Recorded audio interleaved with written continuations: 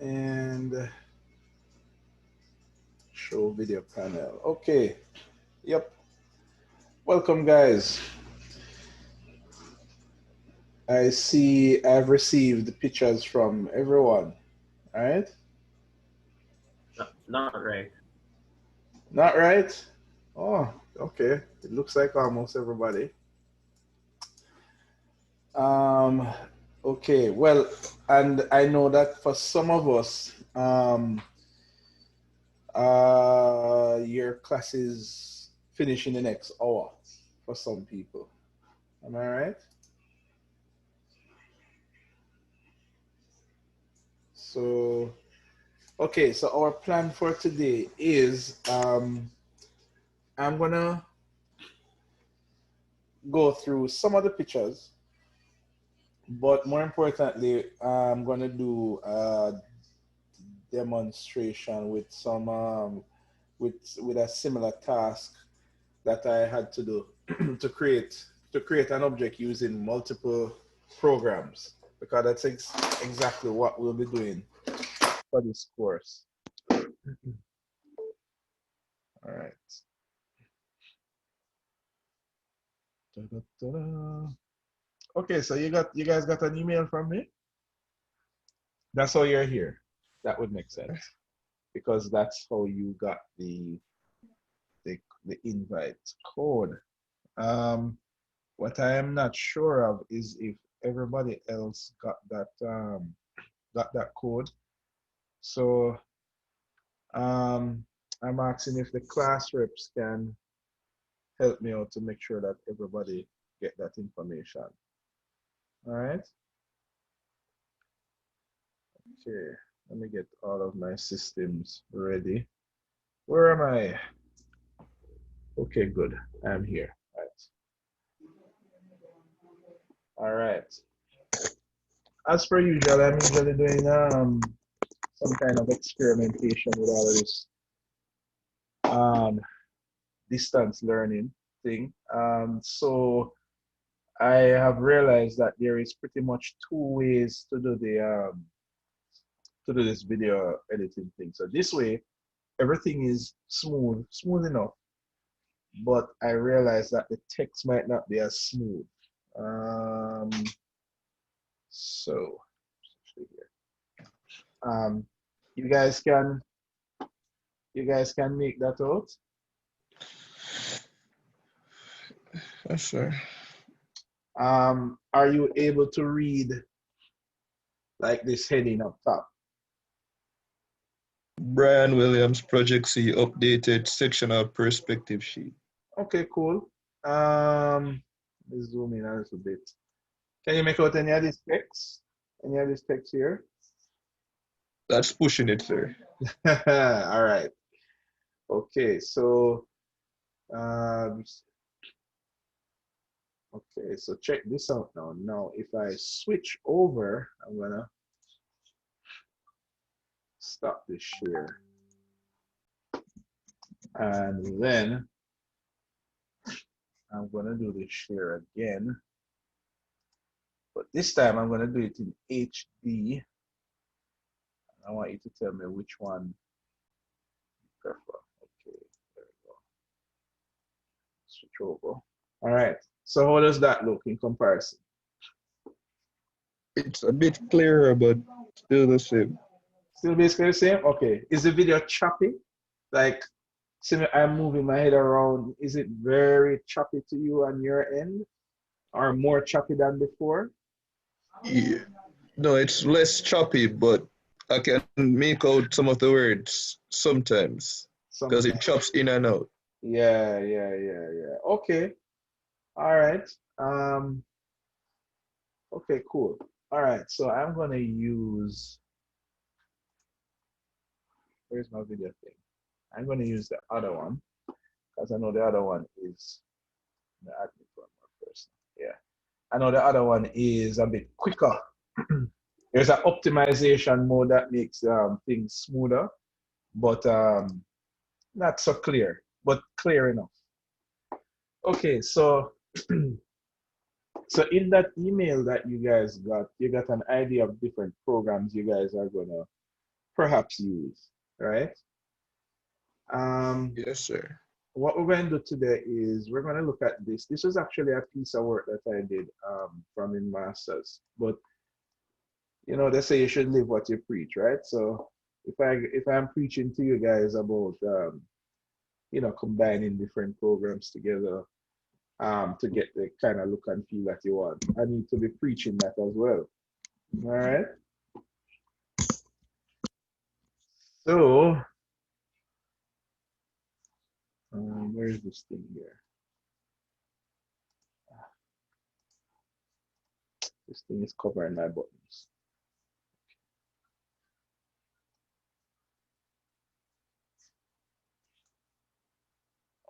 Oh, I didn't know I could do this. I just discovered something a while ago.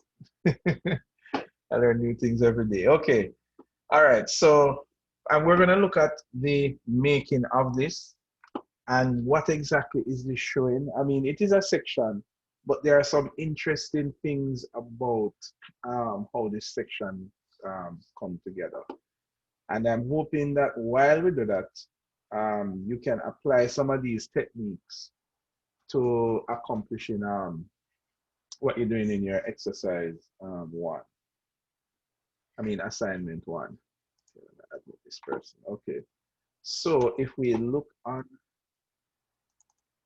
our schedule, let's see here. Oops. Design computing JM. We're going to DD. Now we're going to AC1. And everybody should remember the password, which is AC1 2021. Nope. It's, okay, there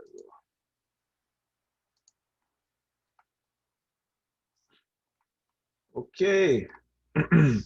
So how is the lecture session going with Miss Ramarak? You guys have started to do the team all except for slides? Yes, sir. Okay, good. minutes, $702. Oh, somebody needs to mute. Okay.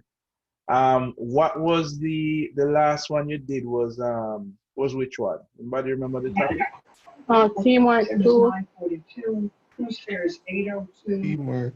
taxes fees 200. So What topic under teamwork? 702.88. Is that what you pay? That is exactly what I paid in total. Anybody remember? Nope.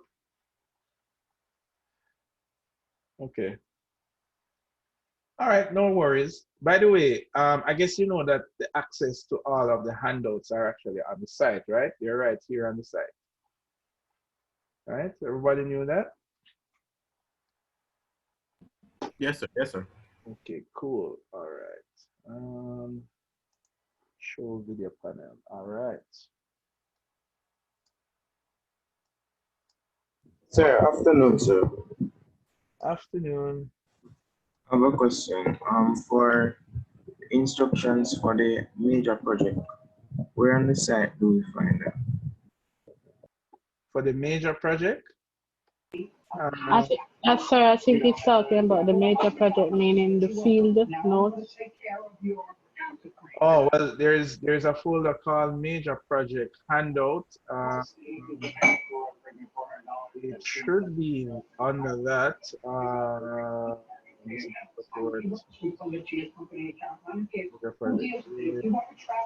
Okay, I'm gonna ask Ms. Ramra to speak.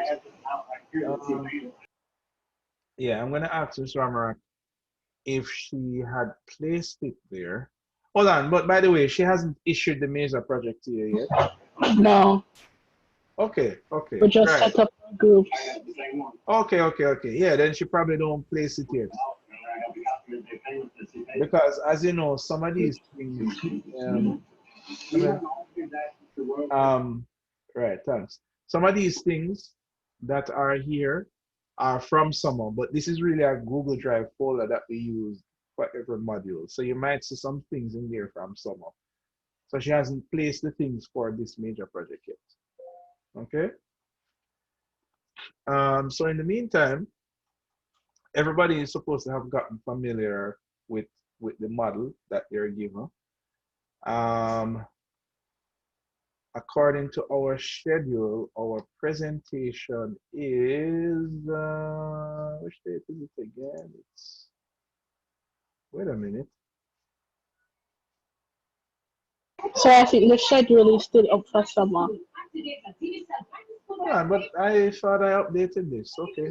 All right, no worries. It's here. It is here. But why is it not in its position? That's weird. Okay. Wasn't it there last week? Or am I going crazy? Come on. Okay,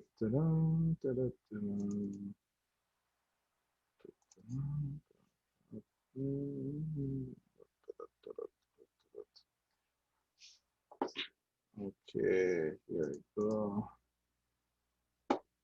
This is another format of it. All right, here we go. So part 2 is to be the 21st. Okay, no problem. No problem. So that is week after next week. Okay. All right. So this is what we're going to do. We are going to go through a little thing of choosing the right programs.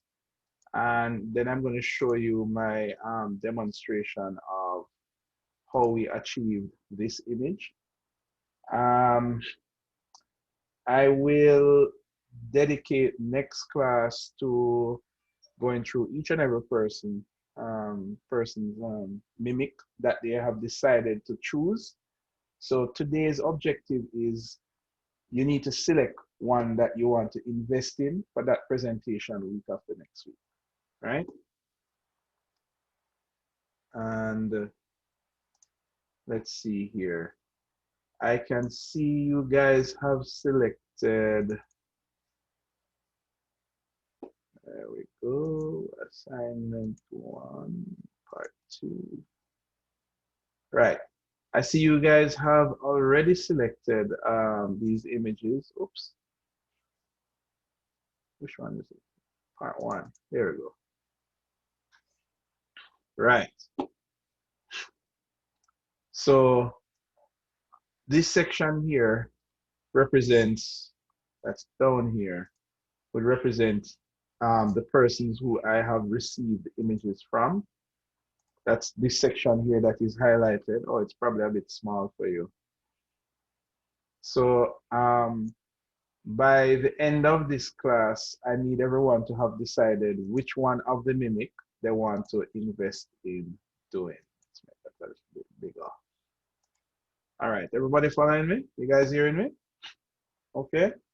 All right, good, Yes, good. All right, so in terms of attendance, we still only have a few students waiting for the other students to pop in, right? Remember our rule of engagement, right? We all want to be as close to physically present as possible. This is a part of our, us being here. All right, so let us look at what we have on the plate today. We will work with it, and then as people jump in from the other classes, we just move along nicely.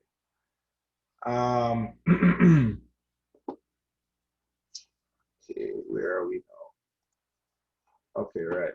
Let's open back that presentation.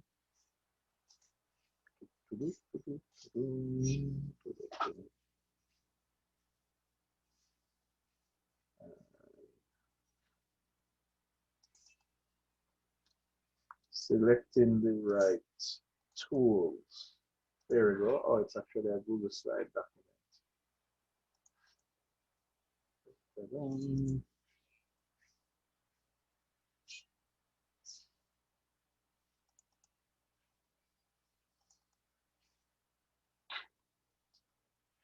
All right. Let this load up. Okay, hopefully you guys can see this nice and clear. All right, so how do we choose the right tools for the job, right? So I have here with me some tools. Please don't be upset if you don't see your tool there. It doesn't mean that I don't like it or it's not worthy. I have just taken an example of the different the main programs that we will use, right? But this discussion that we're going to have is very important in terms of not selecting a tool because we think it's the best in the world or because we know how to use it. There should be other factors at play here, such as depends on the task that we're doing. Sometimes it might even warrant that we venture out and investigate other tools. So I have a lineup here of different categories. So it's not really about the tool, it's about the category. So we have Photoshop, Illustrator. So Photoshop would represent images. Illustrator represent vector. InDesign would represent documents. Lumion would represent real-time 3D. 3D Max would represent modeling. SketchUp would represent simple modeling. Premiere Pro would represent video editing. Revit would represent BIM. And AutoCAD would represent drafting. So each of those categories I mentioned a while ago, there are other programs that could do those things, but I'm only using one to represent that category. So those are the categories that we said a while ago. And pretty much all of the program, if you think about it, all of the programs that you will choose to use from here on in the industry will quite likely fall in one of these categories. There's a couple things I didn't put there because in your kind of field you wouldn't do it. For example, there is nothing there for word processing, for example, right? I mean, you guys would probably use Word and so forth, but there are other like big time programs used for like word processing. There are other things for like engineering and invention building, right? But it's not there either because that's not a category that I think you guys would need, would use normally.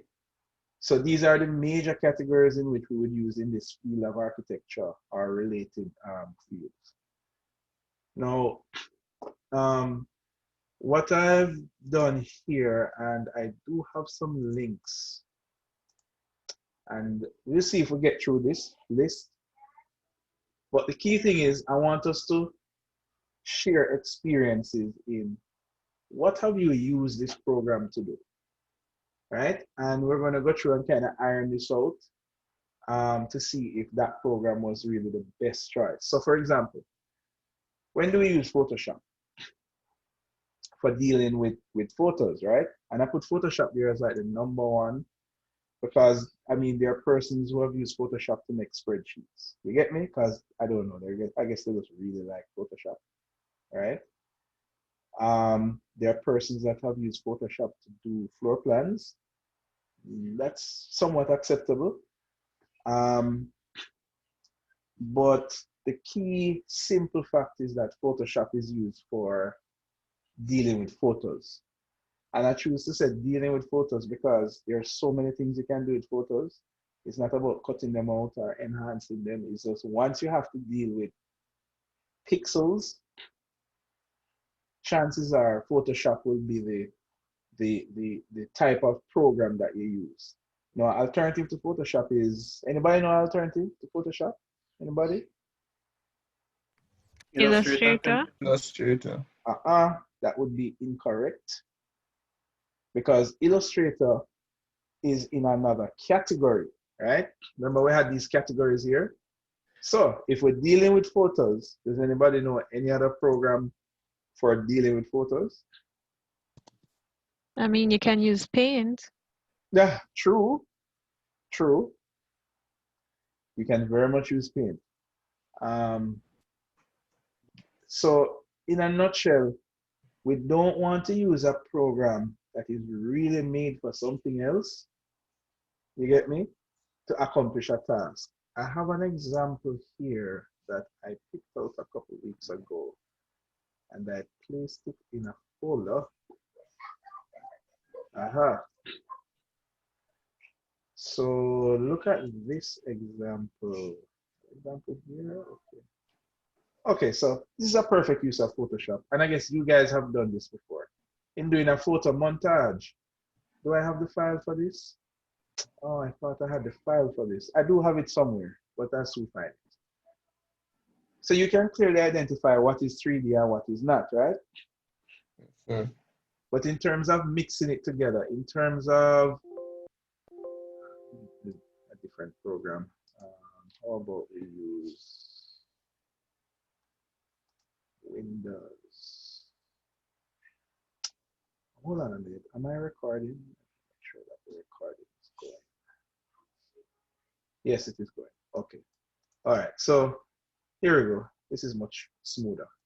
So right. So in terms of blending this together, so can we identify the 3D car and the 2D car? You see these two different buses? So you see one is 3D and one is an actual photo. And you can see the kind of blending. So this kind of blending, yeah, this is where Photoshop shines. And this blending is done because of pixels. And Photoshop has an ability to manipulate pixels. All right, now some of you already know that jazz. So let's go on to another example. Where did you go? This is another good one here. But I wanted to show you another one that, okay, let me just show you this one.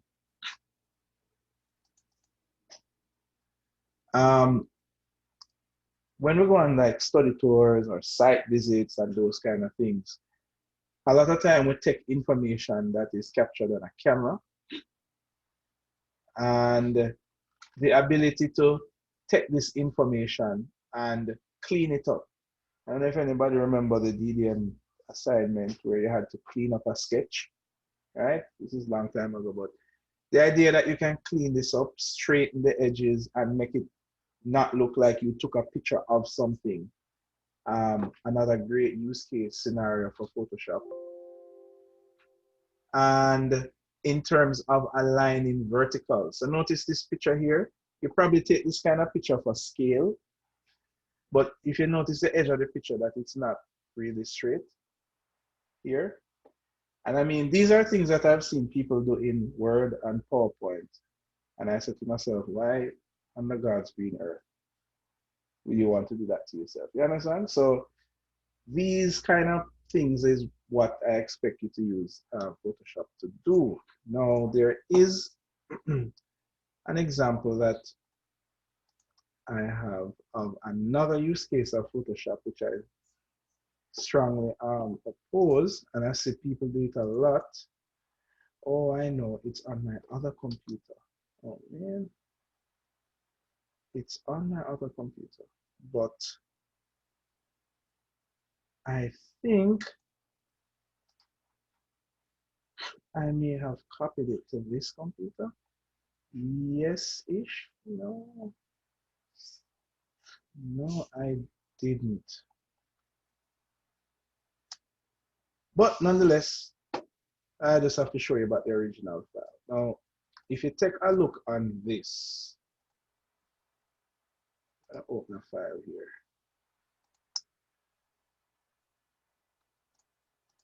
Is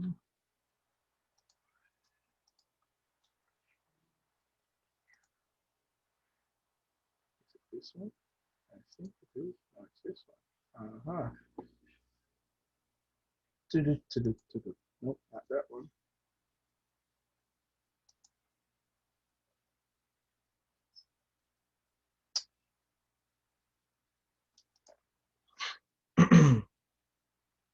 Where are you?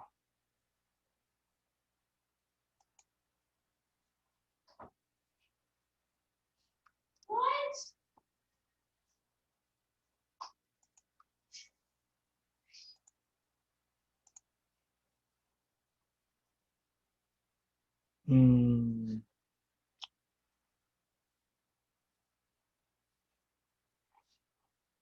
yeah, it's definitely on my other computer, but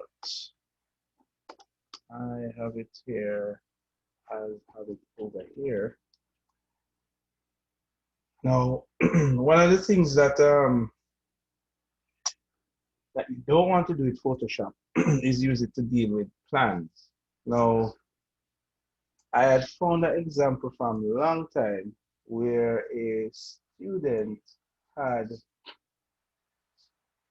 created some plans in Photoshop and I had saved it. But on another computer, so I'm actually going back for it now.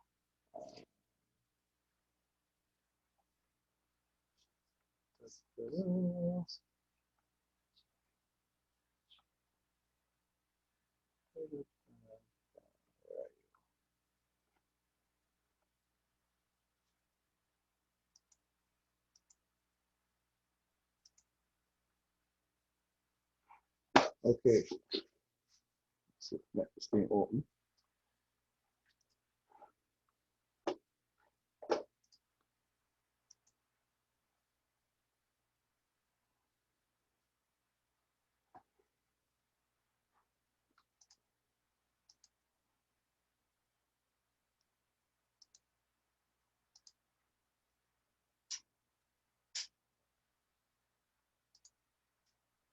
All right, I set it to copy. It's coming over now. It is coming over.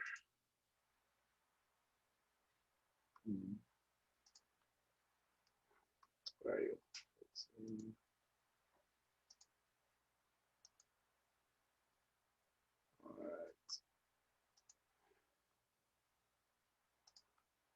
All right, good. Let's look in, I think it's this section. Aha, finally, found you. So if you look at this section that you have here, right? And I'm gonna show you this. Now this is PDF, and when you zoom in, it don't matter how far you zoom, the lines are always 100% sharp. Now, sometimes when you use, for example, AutoCAD or some other programs and you're doing drafting, you have the option to save as JPEG or PDF.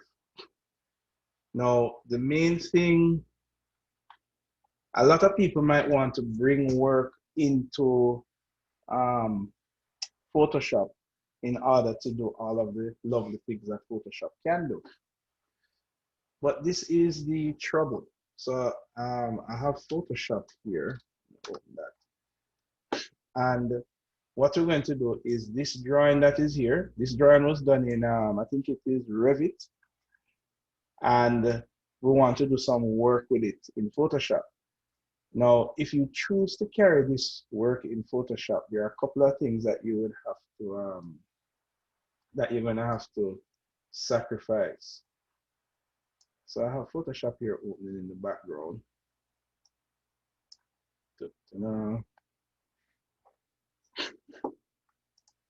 And especially when you guys are doing the floor plan, some floor plans require that you go into Photoshop. But sometimes you do a floor plan that don't necessarily requires that, and some people might still take it into Photoshop. So this file I have right here, I've saved it, and I'm gonna actually just open it in Photoshop now.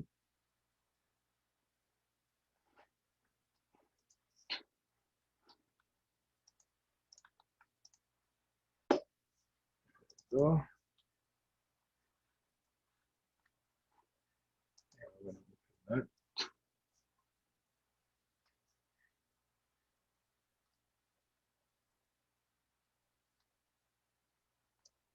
okay, good.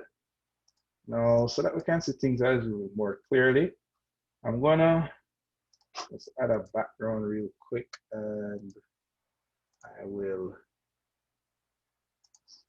light. Come on, come on, come on.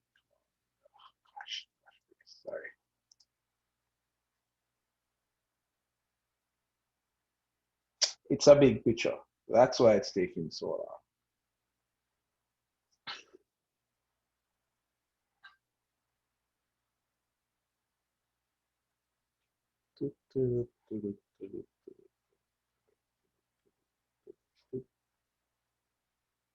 Okay, good. So let's say this is your drawing here. Now this is the same drawing that I have here. I'm actually going to put it side by side so you can see. So you did this in your architectural program, whether it's AutoCAD or Revit or whatever you, but you want to carry it into Photoshop to, you know, a lot of us do like fill effects and cut out and that stuff in Photoshop.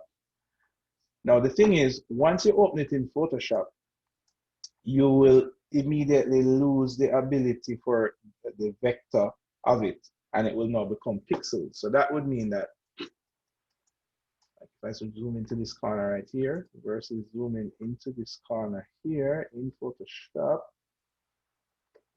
so there, so everything becomes pixels.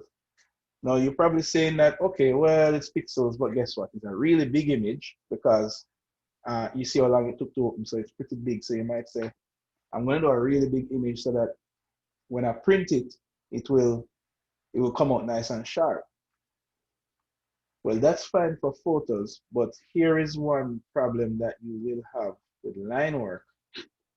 Right off the bat, and I know this is blurry for you guys, so it's hard to do it through a Zoom meeting, but even though we're in a Zoom meeting, if I just show these two side by side, I mean, it's not, let me put it in the right picture. It's not printed or anything, but right off the bat, which one can you read better? The one on the left. Exactly. Which program is that? This is PDF. This is a PDF. Oh, And I then this is can't make out the words. So this is the trick now, is that in Photoshop, if you're gonna leave line work, meaning just line work without, you know, like effects, like you know, smudging and shadows and soft painted effects. If you're gonna leave it as line work, it don't matter what resolution you save the image at. This resolution is quite ridiculous. That's why it was taking so long to do so many things. Let's move this out of the way. All right, so image size is a whopping 21,000 pixels by 11,000 pixels. So that's like a huge image. But look at this file here. I mean, this is just a tiny file, and it's still way sharper. Now here's the trade-off. If you are going to be doing effects, such as, and you have to forgive me because some of these things are on another computer that I have. But if you're doing effects like a presentation floor plan with some of your pick, then definitely Photoshop will make it look nicer. But the real disadvantage Photoshop have is, I'm going to show you here. When Photoshop has to show just a line by itself versus a vector program to show a line, this is the problem. Everybody can see. Does it look different to you guys? Let me zoom in on it. Yes, sir. The one on Photoshop looks like zigzag, jaggedy. Right. So Photoshop's kryptonite is lines, literally. You know, so if you're going to do line work, you do not want to choose Photoshop. If you're going to fill it with, you know, colors and make it look all, you know, like a presentation, then you do want to choose Photoshop. But I've seen people that have pinned up Photoshop printed drawings, and when it's on the wall, it literally, one looks like this, and oops, one looks like that. Literally, that's how it looks on the wall, and you wonder, whoa, I've just lost all of my line work. even though it's a high resolution image. And it has other things, other like computer science stuff, the reason why it does that, and the way that printer interprets pixels versus vector, but I won't go into that. But just know that once you're using Photoshop, then you want to avoid that. Let's go back to the slideshow. Where are you, presentation? All right, it was on the internet. Okay. All right, so that brings me to my next topic. When do you use Illustrator? And this is a trick. You use Illustrator or programs like Illustrator when you have to deal with lines. Now remember, the task that you're given for assignment 1 is not me giving you something specific and telling you to use a specific software. You guys are going to determine what software you think is best. So the most I can do is tell you how to avoid the pitfalls. So once you have to do with something that is primarily lines, you're going to want to use Illustrator. But it's like the inverse now. Once you have to deal with something that has to do with photos or soft effects, you don't want to use Illustrator, because then it's not going to be it's going to be the inverse. So pixels are Illustrator's kryptonite. And this is why you end up using both of them. And I'm going to show you how that affected this thing that I was doing. Now the rest of these, I think I will go through it for the other 2 sessions. But I kind of want to focus on just these 2 because chances are most of you are going to be using these 2, maybe combined with Lumion, and a lot of people with SketchUp as well, right?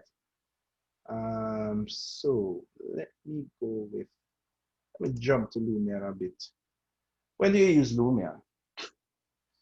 Well, use Lumion to instantly visualize architectural designs using presets and pre-made assets. So the thing about Lumion, I don't know if you guys, everybody here pretty much use it already, right? Or know about it. But know about it. Some of you know about it. Good, good, good, good. One of the major advantages is that it has a lot of pre-made assets. You understand? So you don't have to spend time making up a lot of stuff. Compare it to this. When you use SketchUp, you use it to create 3D models of simple to intermediate objects or designs. Notice I said simple to intermediate. The SketchUp fanatics would maybe say, no, sir, I use SketchUp to make complex things already. So, I'm not going to argue with the SketchUp fans. You can, just like how you could use Photoshop to do line work if you really wanted to, right? And you could find ways to go around the pixelated lines and those things. But the truth of the matter is that if you're dealing with a complex model, you'd want to use something like Max. So when you use Max, you use it to create complex models, simulations, animations. Ever. Or this is the important one, to bridge between multiple software and file formats. So some persons would say, never use Max, right?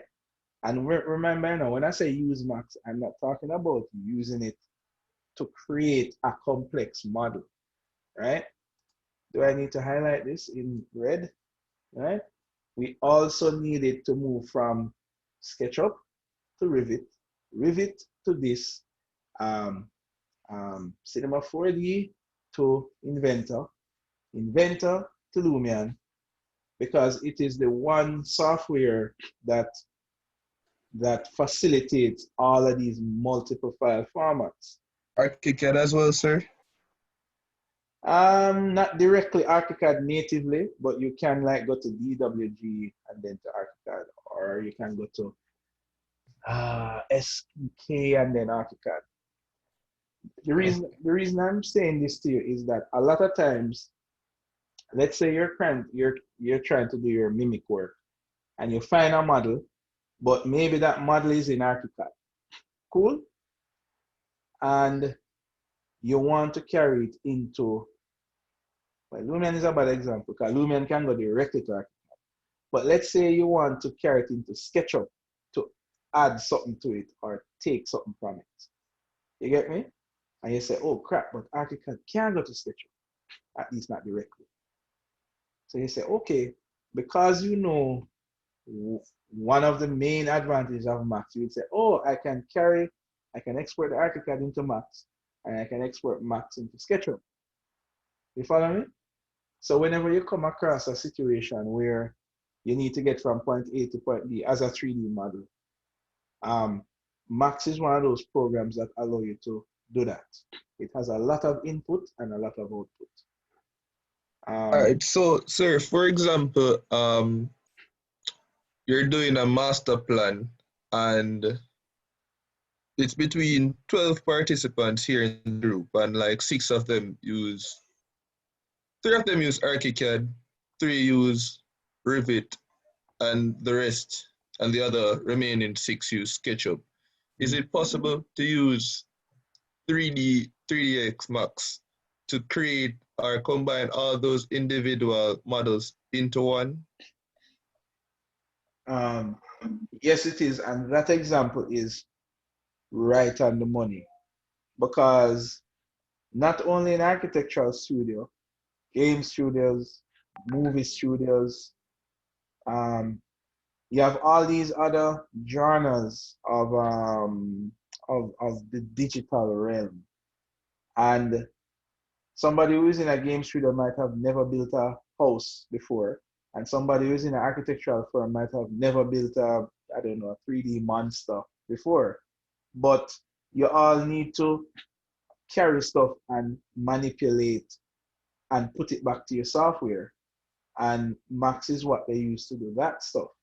So this is why at minimum, very minimum, you guys should at least know about Max and can import something, which is literally file import and file export. You understand? So that example was actually right on the money. Cool? Yes, sir. Mm-hmm. The more, a lot of persons, let me give you another example. A lot of you guys would go from ArchiCAD and go straight into Lumion, right? But there are many cases, especially with, like, let's say professional firms that are doing work commercial.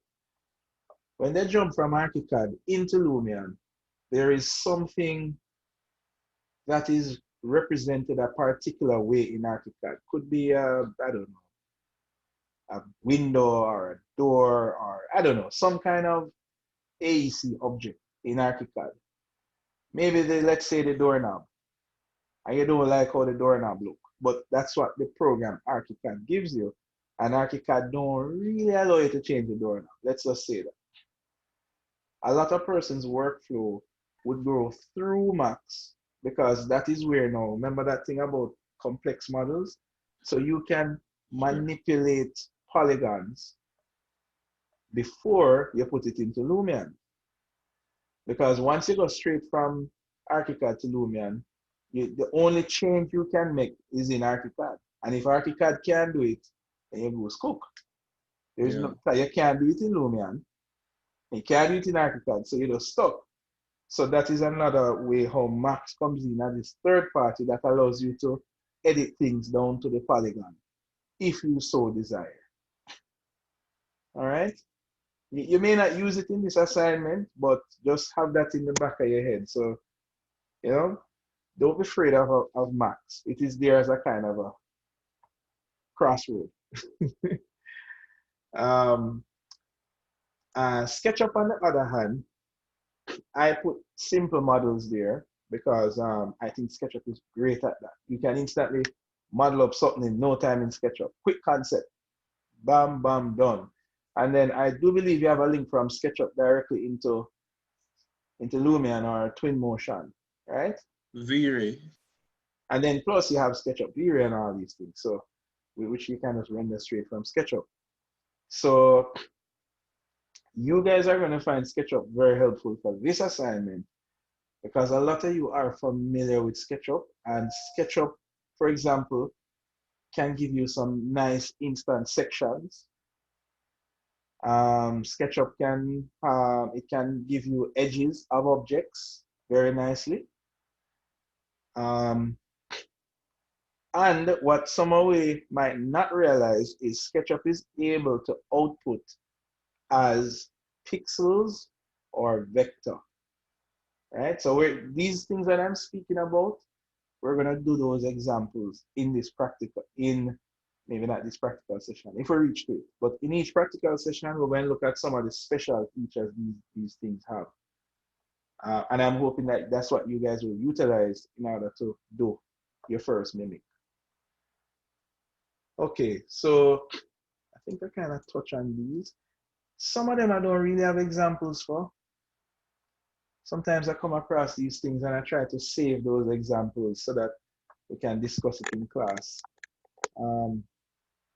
But like the Photoshop one, I had an example of. Now, what I want to show you guys before I start talking to you in terms of the images you have selected, right? Remember, everybody is going to choose an image today, and they're going to say, this is going to be my first image I'm going to work on. And then we're going to talk about how you're going to achieve the image that you select. Right before you guys make that decision, I am going to show you. So remember back to this example that I have here. This, oh, not that one, this one, right? Make this big again.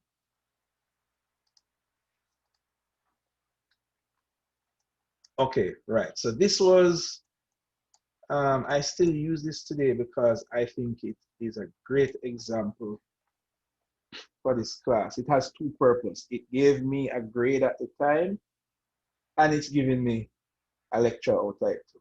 Talk about one bird, two stones, right? Two birds, one stone.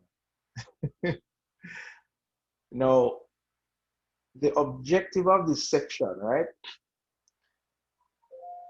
Remember, usually a section has, the main purpose of a section is that you can show the detail, the makeup of whatever area that you're trying to highlight. So that's kind of like the ethos of a section. And then the detail will range depending on how much detail you want to show. Now a 3D view, let's call it a photorealistic view, is supposed to give you a feel, right? So you can do a rendering that gives you a feel of a space or a feel of materials, usually. So when we're thinking about doing a 3D section, normally something suffers. So a 3D section can give you too much feel and no detail. Or it can give you a lot of detail with no feel. So case in point, I'm going to show you some files from this process. If I switch over to, right? So this is the file that I have here. I normally save the Revit file. So this is the original file for that. Everybody see that, right? And if I look at, I still have this here. Look at this. Okay, there. Do I have a better view? Let's look at it better now. That doesn't cut it. Yeah, good. So pretty much when you cut a section in a 3D program, it kind of gives you these kind of big blocky cuts. So the detail as to what happens up here at the top of the door, or I don't know, come on, or you know what happens, how does the ceiling meet the roof, and all of these things, they are not readily included in a 3D section, right? So normally what we do is we do a 2D section. And if you notice, a lot of 2D details that you do are normally 2D, they are not 3D. In 3D, you'd be thinking about modeling like bolts and holes and connections and joints and things like that. And it wouldn't be feasible for you to try and model out a detail area in 3D. However, when you look at a detailed section, so for example, show you this one.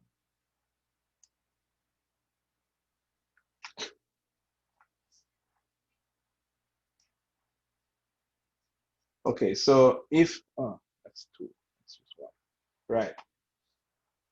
So for example, a section or a detail section can show you a couple things, you know, it can show you the block work down to the connections of the floor. It can show you how this door is bolted to this lintel, and how this lintel is bolted to this larger lintel. It have a block in between.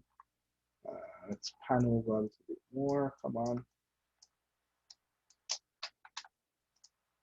Come on, thing pan.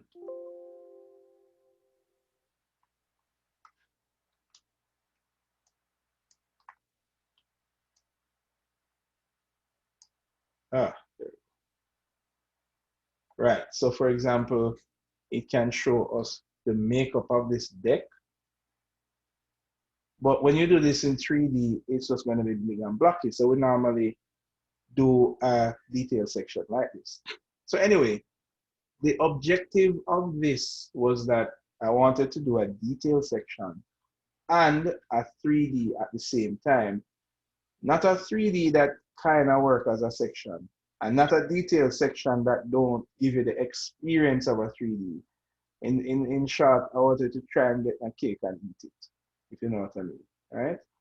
So the objective was to create a, come on, zoom out. The objective was to create a 3D. This is kind of big, by the way. This measures like about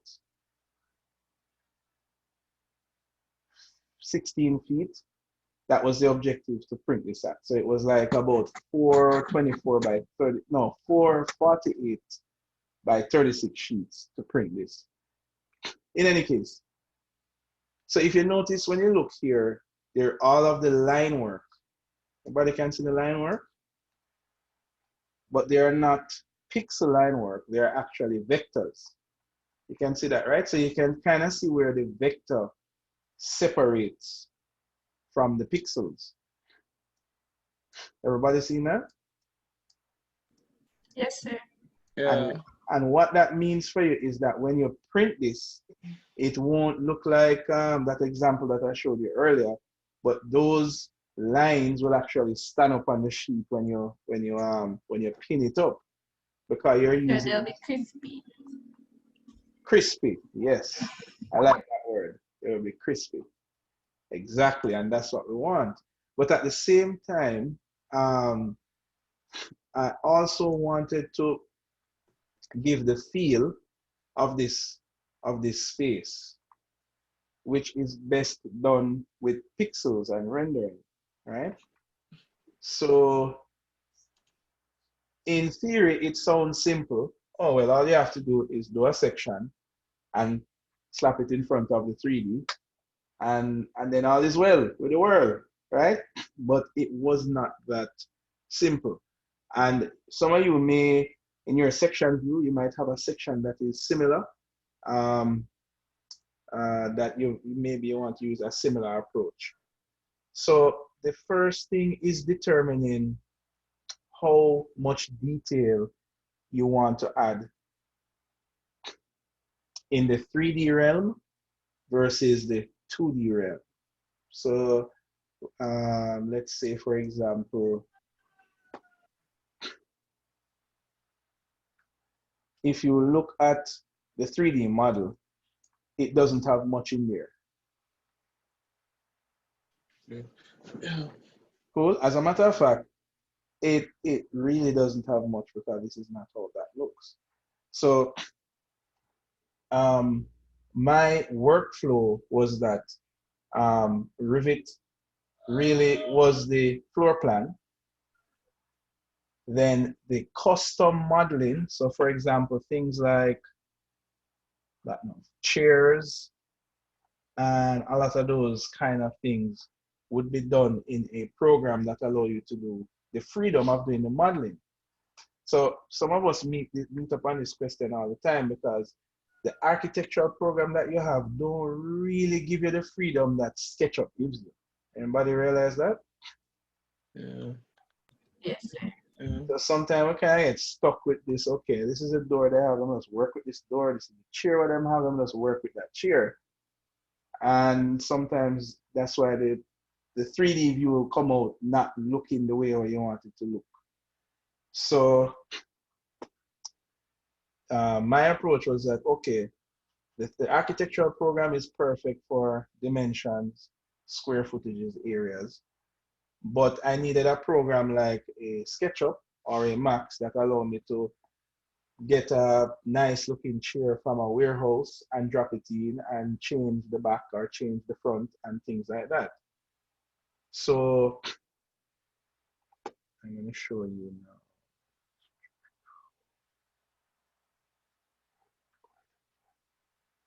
Yes, good. Oh, what? That is gibberish. This is whiteboard, by the way. So, new whiteboard. And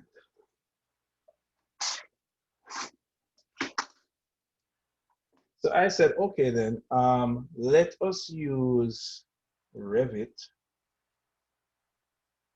And we're going to use Revit to create the architectural model. So I'm going to just write arch model. And then I'm going to carry it into a modeling program. Now, my modeling program is Max, but it could have been Cinema 4D. I don't think it could have been SketchUp because, as I say, SketchUp is more of a simple modeling, but let me see. So I'm going to Max now. And then Max gave me give me a word for that. Let's just call it entourage. So all the pretty stuff, the exact chair and those things. And then the idea is that I wanted from Max now to render. So that route would get me the feeling part of it. But remember the other side of it is the section. If you remember this, oh, it's actually on page 2. Go to page 2. Right. Right. So, are you seeing it there? I don't know.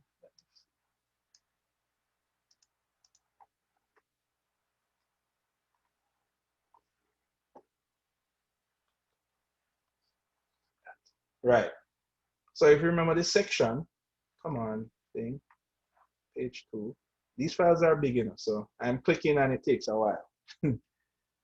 So the section gives all of this detail, showing the makeup of this wall, how I have it a face in here, how does it connect to the support and all of that stuff.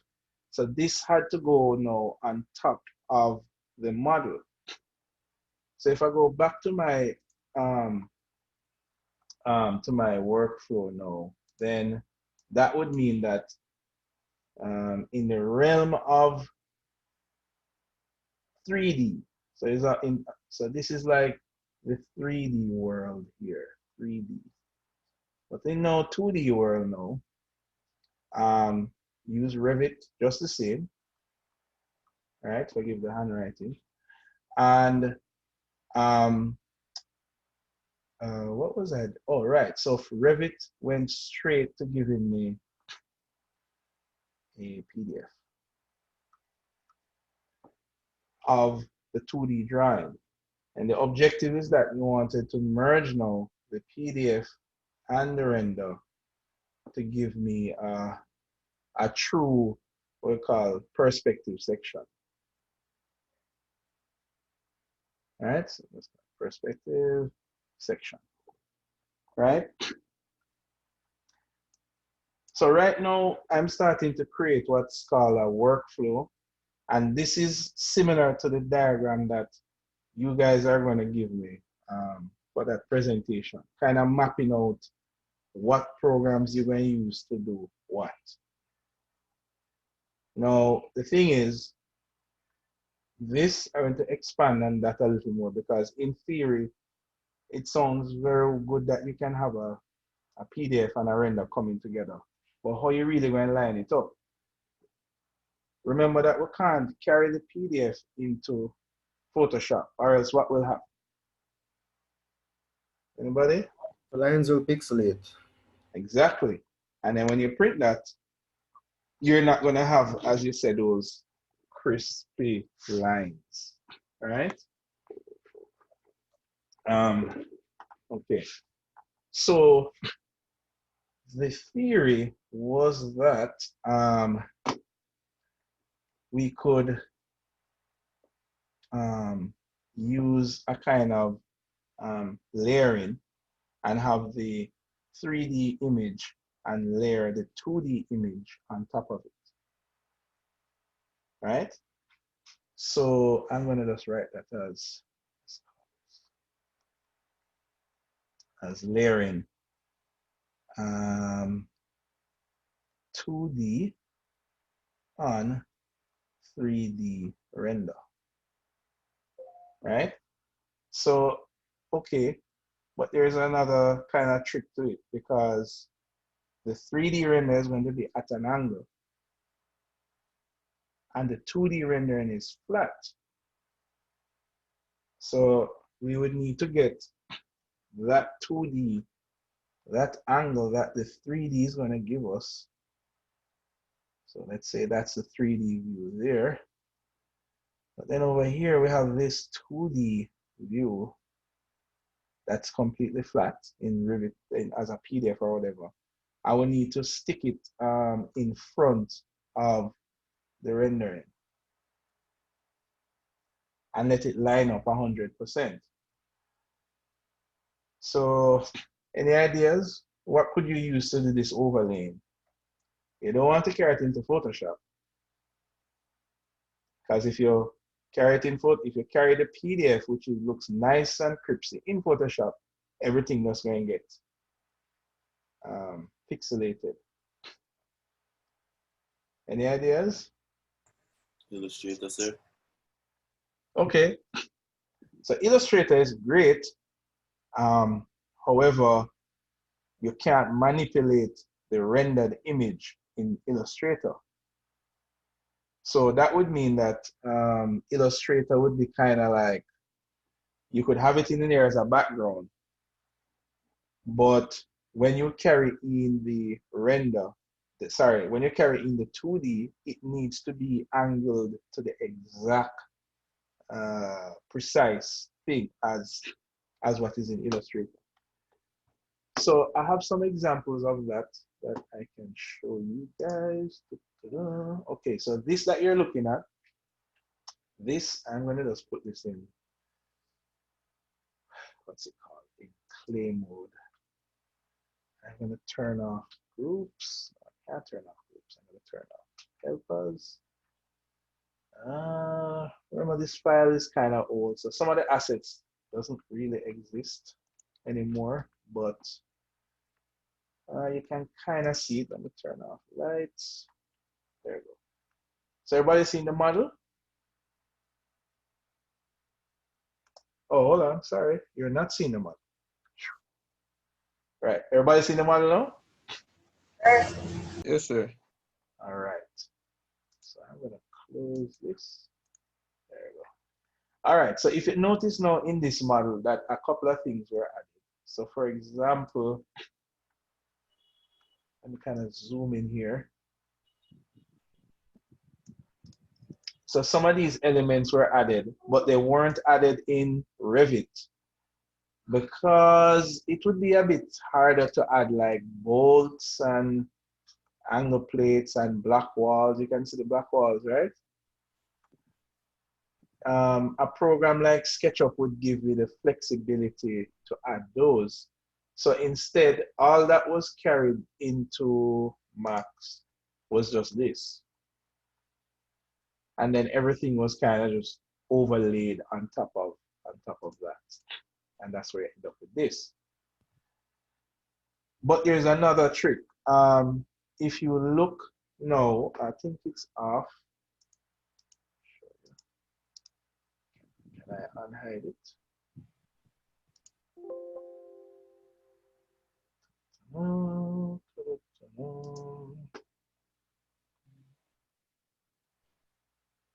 If I can unhide this thing, show you.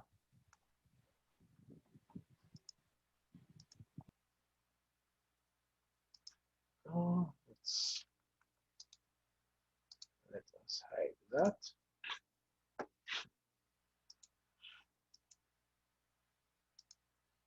Man, I got too much stuff happening on this computer. Where are you? Oh, it's in another file. Oh, but anyway. Let me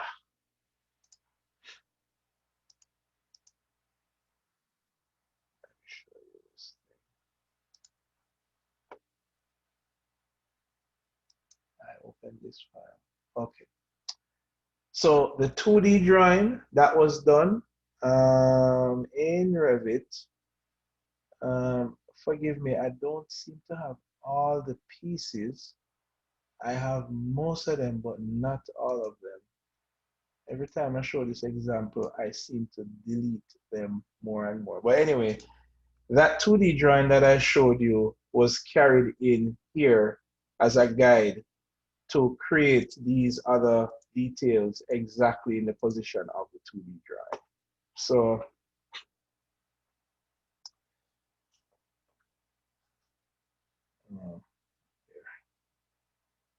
here's which one? Is that one? Right. So you see this drawing that was created in Revit was exported as a DWG. As a matter of fact, I can show you that now because it's the same thing. There we go. And if you look at the section, which was here, I seem to have thrown away that DWG file. No, it's probably on my other computer because I switched over to this computer. Okay, here we go. Right, here we go. So this file that was here was exported. Come on, file.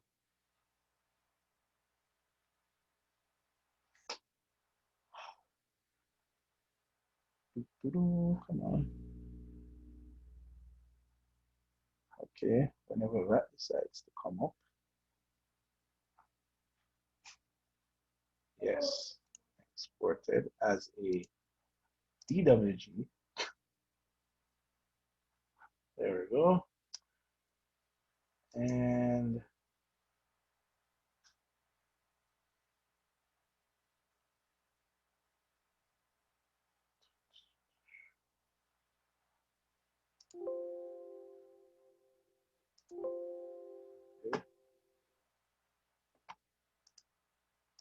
I guess there's something popped up somewhere.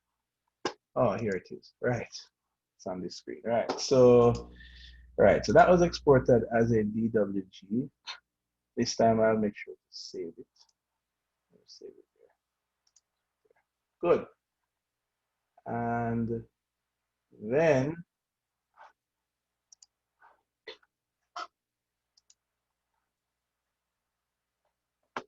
that DWG was imported into the model. I'll just demonstrate it here. That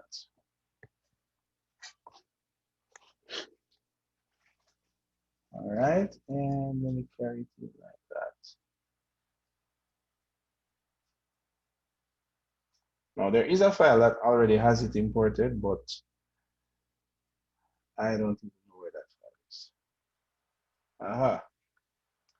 So from this file that was imported, because it is the exact file, so all of these elements are actually lined up. Actually, no, it's down here.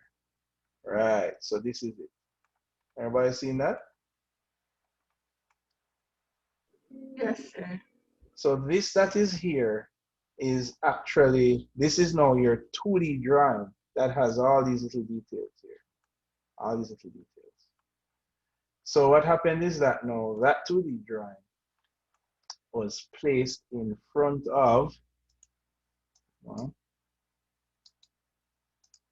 it was in here, but I don't know what I did with it.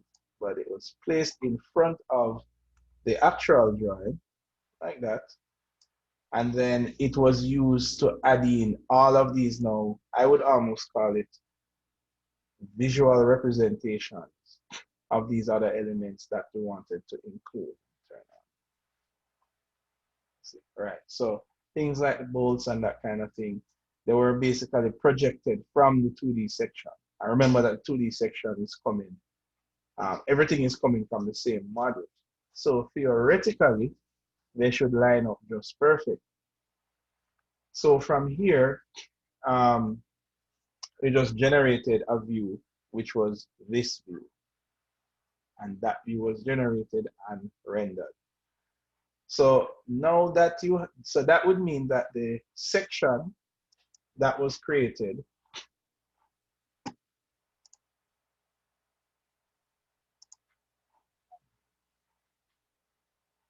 that section there and the model are all stemming from the same file. So theoretically, when we do that thing to layer the 2D and 3D, they should line up perfectly because they're coming from the same file. So when now in terms of aligning it, the idea is that I went with Illustrator because Illustrator it preserved the line work, that crispy nature of the line work, and that is what we wanted to preserve primarily. So if I open this file here, I hope my computer can open one more. I just need you to hang in there, computer.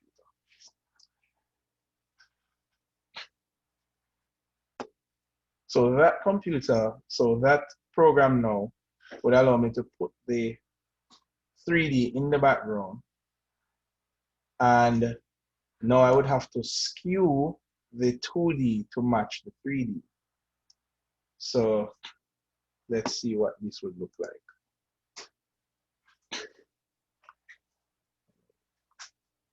Erase that, erase that. So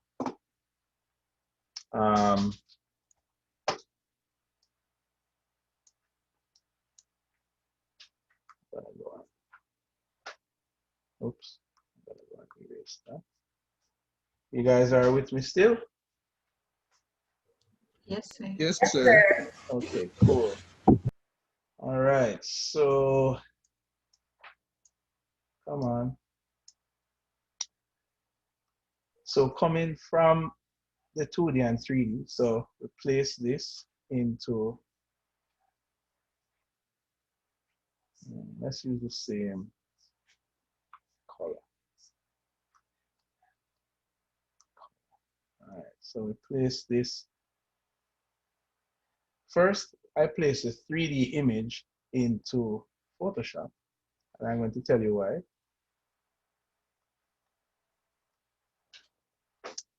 Then I place the Photoshop image into Illustrator.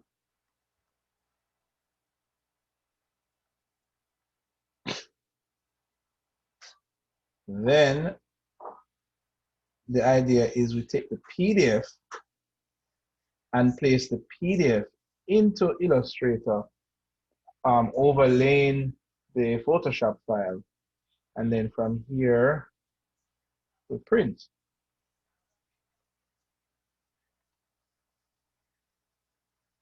But notice here that I chose to put the rendered image in Photoshop before placing it in Illustrator. Everybody sees that?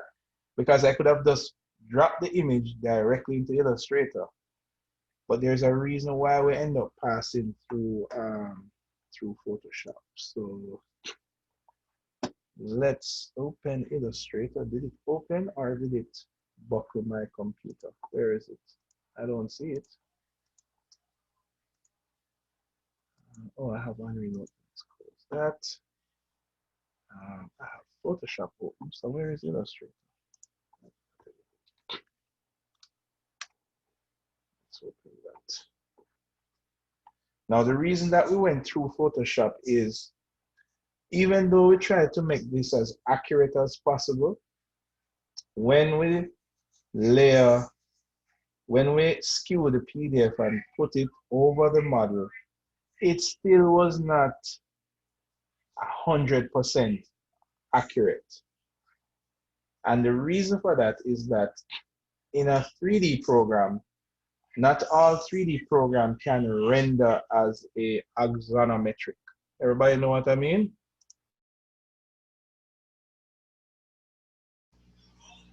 Yes, sir. Right. So for example, I think Lumion allows you to render as a 2D, as a 2-point perspective, but not as a 3D. Sir, quick question. Yes, question.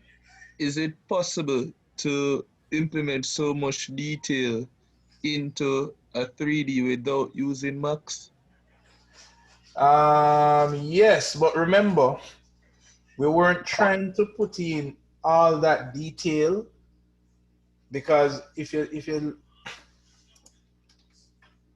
I don't want you to think that okay, well, you use Max to put in the detail. It's not about that because it's only visually, what you call that, details that you would see visually that we put in Max.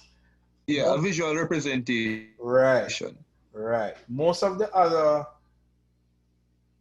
details that should come from your section would have been in your section as a 2D skewed over the 3D. So for example, let me give you an example. Like a detail like this where you have the truss the system. row. Right. You could have built that in SketchUp just the same. Right? Yeah. Keep in mind that this was generated because we overlaid the section on it. Sorry, I don't have this section here no lined up for you nicely. I could try and see if it would work. Should it? Let me try and see if it will work. Let me try this overlay it for you. All right, you see this process of overlaying the section? This is what I refer to as complexity. I don't know if SketchUp would allow you to import line work and then kind of use it as a guide to add to further detail a model. You know what I mean? Yeah. So that is what I mean by model complexity. It don't necessarily mean say you're building something that have all kind of little intricate detail, but it could mean that your process is complex. And SketchUp don't really support a complex process. So if you were using SketchUp, I'm not sure how you would 100% be able to overlay your section, your detail section that you spend time on drawing 2D over the 3D model. So all in all, it's only 3DX Max. I'm thinking because SketchUp will carry in lines, but you could probably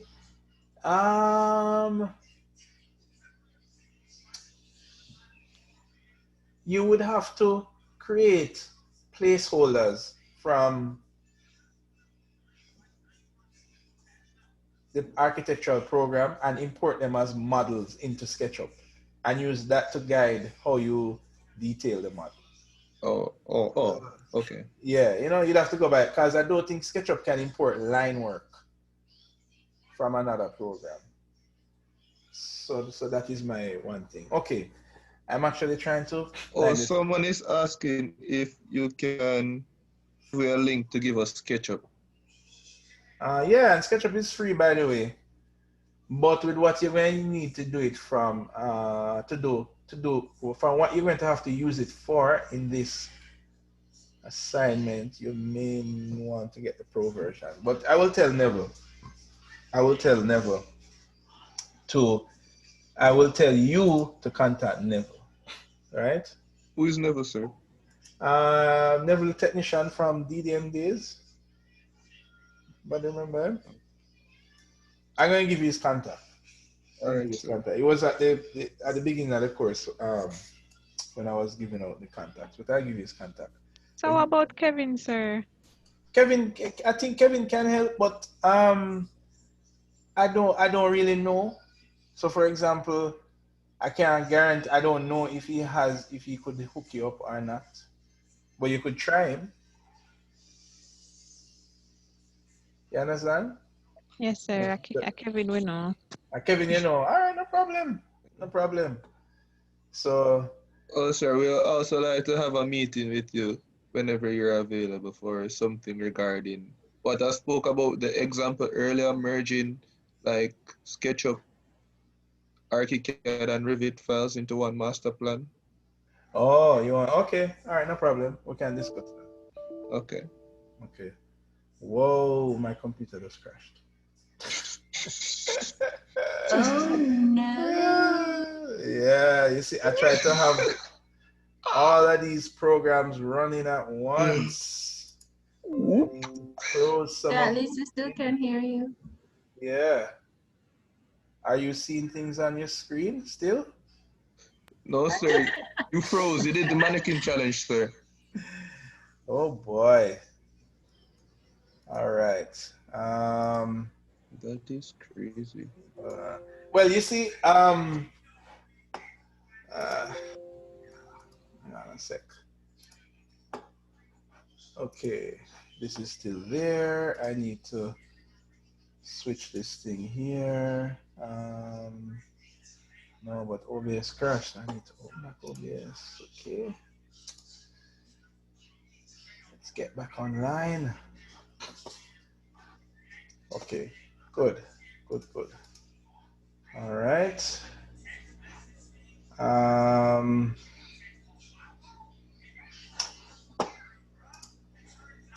But Zoom is still hanging strong, so we're actually still connected. That was my initial question, sir. Okay, so are you seeing now on Zoom? But you're just seeing the whiteboard, right? The whiteboard at the desktop. Right. So everything basically on that crashed. You see, this is why I use two computers. I usually use one to open all the stuff, and the laptop is just for the Zoom. But I don't have access to it now, so everything kind of. Okay, so we're at the point now where we were overlaying both of them together. And I said, okay, I put it in Photoshop and then put Photoshop in Illustrator. So I have Photoshop right here. And I'll close this. And I have Illustrator on the other side, which I will switch to.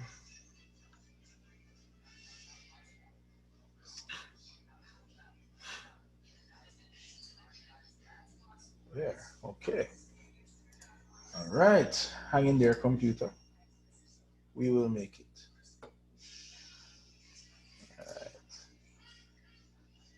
Okay, so so I have the Photoshop file that I created at the time, so I'm just going to open that. That shouldn't be too bad.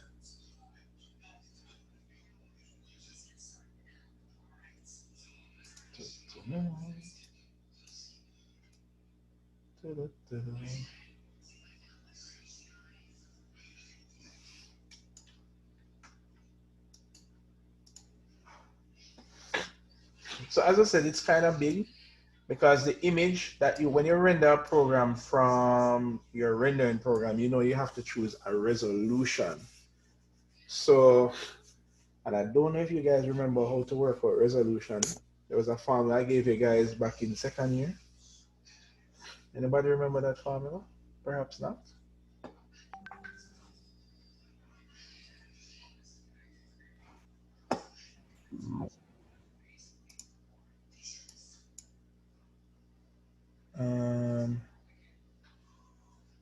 Here we go. What happened to my video panel? That crashed too? Oh, it's still here. Okay, good. All right. Okay, so everybody can see the file that's open in Photoshop, right? Yes, sir. Yes. Yes. Okay. So I want to show you this neat trick now. Now, of course, if you go back to the let's call this our workflow now. This step that I highlighted. Oh geez, so whiteboard crashed too. Okay. Okay, let's open him back. All right, good. Right, so let's see. Are you functioning again? Yes, good. So, oh, but hold on, you're not seeing it for some reason. I'm not seeing it. What in the world? Good, you're seeing it now. All right. So this that I'm highlighting in red here, right? Originally, I just take the render and put it in Illustrator and try and put the 2D line work over it, but I realized that it was not aligned. So what I did instead was to let me just undo that. Was to pass through Photoshop, because Photoshop had a feature that Illustrator did not have. Okay, so I'm gonna highlight this now, and you're looking on the rendered image. However, if I highlight, turn on this layer here. There we go. Turn on Puppet Warp. All right. Everybody can see this mesh in front of the model. Yes, sir. So what happened is that it was slightly off, but not slightly as in acceptable slightly. Slightly as if when you print it and put it up, it would be very much off, you know? So, Photoshop has a feature that's called Puppet Warp, and this is what it is. And what Puppet Warp does, it allows you to pin certain aspect of the model. Make that big so you can see it. So if I pin this part of the model here, I can move it around by itself. Everybody see it moving around? Let me zoom in some more. I can move this around by itself. You see that? Yes. And nudge the pixels ever so slightly while keeping another area perfectly fixed. So because it had that feature, I had to pass through Photoshop to just ever nudge it nudge it a little bit so it could work. So let me show you. What you're seeing in white here is the model from the 2D model skewed coming from Revit. Now I'm going to can I turn off the Puppet Warp? Yeah, I'm going to turn off the Puppet Warp. I don't know if you can see how far off it was. Okay, here. You can see that? That is how much it was off. And that was caused because of the perspective. When you try and render the view from whatever program you're using, Lumion, in this case it was Max. And because there's a skew with the perspective and you could not get a perfect kind of isometric render, that was the effect that I was getting. So in order to counter that effect, you needed to be able to manipulate the model in very subtle ways to essentially skew it back in place. So you can see all of these are off. Let me zoom into here. You can see just how much off it is right there. So with the puppet warp now, I turn it on by puppet warp. You can see everything pretty much lines up good enough to show. Now remember, I can't print the line work from Photoshop because you know Photoshop isn't going to give me the crispy line. As you can see when I zoom in here, this is the line work. This is actually a PDF of the line work coming straight out of Revit. But stop moving. Why are you moving? Oh, jeez. Good. Right. But when you look at that, notice that you can see the actual, they call them jaggies. You can see the actual jaggies there on the line. So, you know, that couldn't work. So, just zoom all the way out. So now is why you would have to go into Illustrator. So I have the Illustrator file open here. So I'm going to open it. The computer should be able to manage. So in Illustrator now, come on, here we go.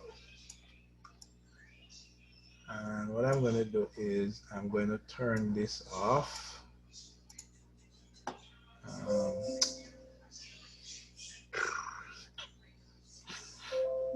What was it called again? Appearance.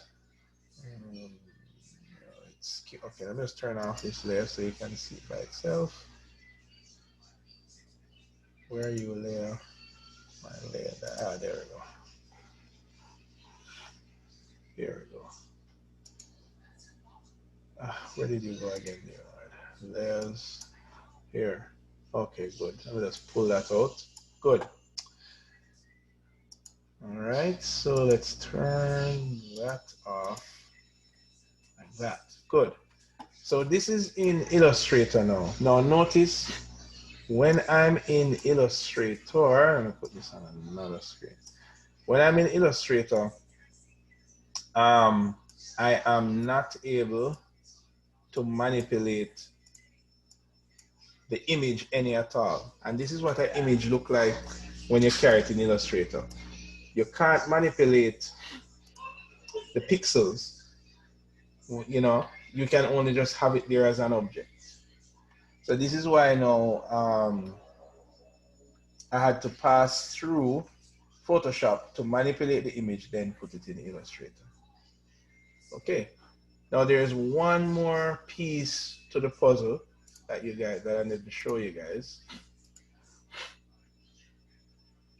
And actually that piece is perhaps left out here. Use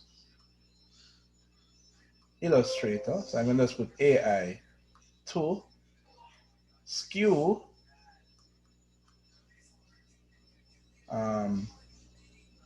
2D drawing.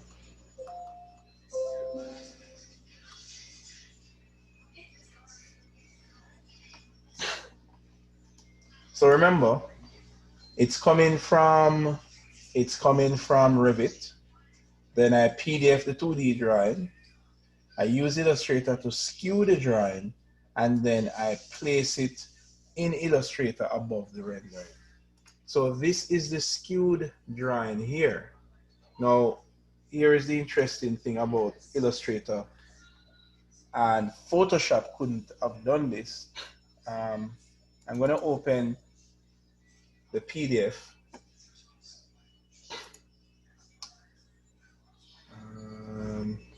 If I can remember, where did I do this thing? Where did I do it again? I think it was on the transform. Here we go. Okay. And let me open the PDF section. So you guys with me?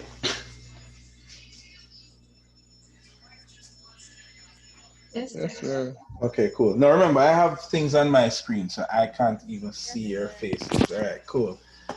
So this is the image that is saved directly from Revit. I notice it is a flat 2D image, right? However,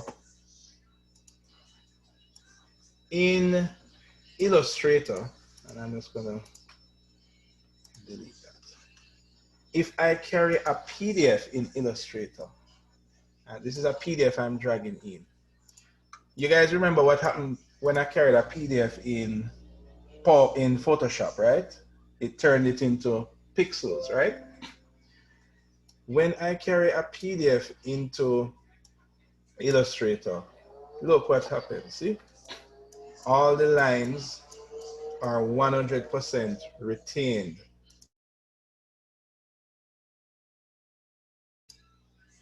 All the lines are 100% maintained. Everybody sees that? Yes, sir. Nice, Yes, sir. crispy lines. And that's the beauty of Illustrator. I don't lose the detail. So one feature that Illustrator has is, I don't know if you've ever used the transform panel, but the transform panel allows you to skew at a precise angle. So I go 60 and then go 30. No, you see, you got to work it out in the maths. All right, this is 60, 30. No, I think I need to go the other way. Hold on. So I need to skew this 30, then 36. skew this 60. Yeah, 3060. No, I think it's positive 60. No, damn it. I can't remember.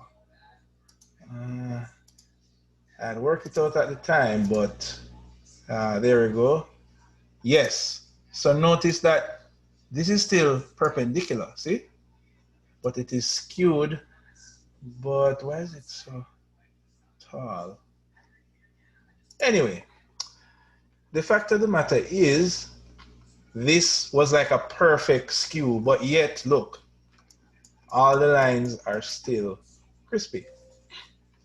So I'm able to skew an image in Illustrator, to skew line work in Illustrator. And then what happened is the render is there and the skewed image goes right on top of it. Now there is one little detail that I want to show you guys if you've been following me on my workflow. Okay, now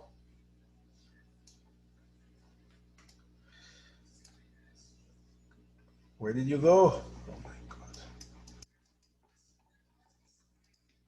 Okay, good. I think I erased it by accident. Now,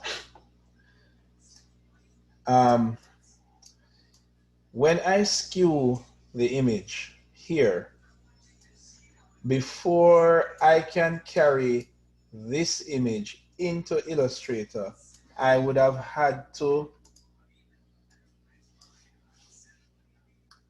carry the skewed image into Photoshop first so that I could align Photoshop using the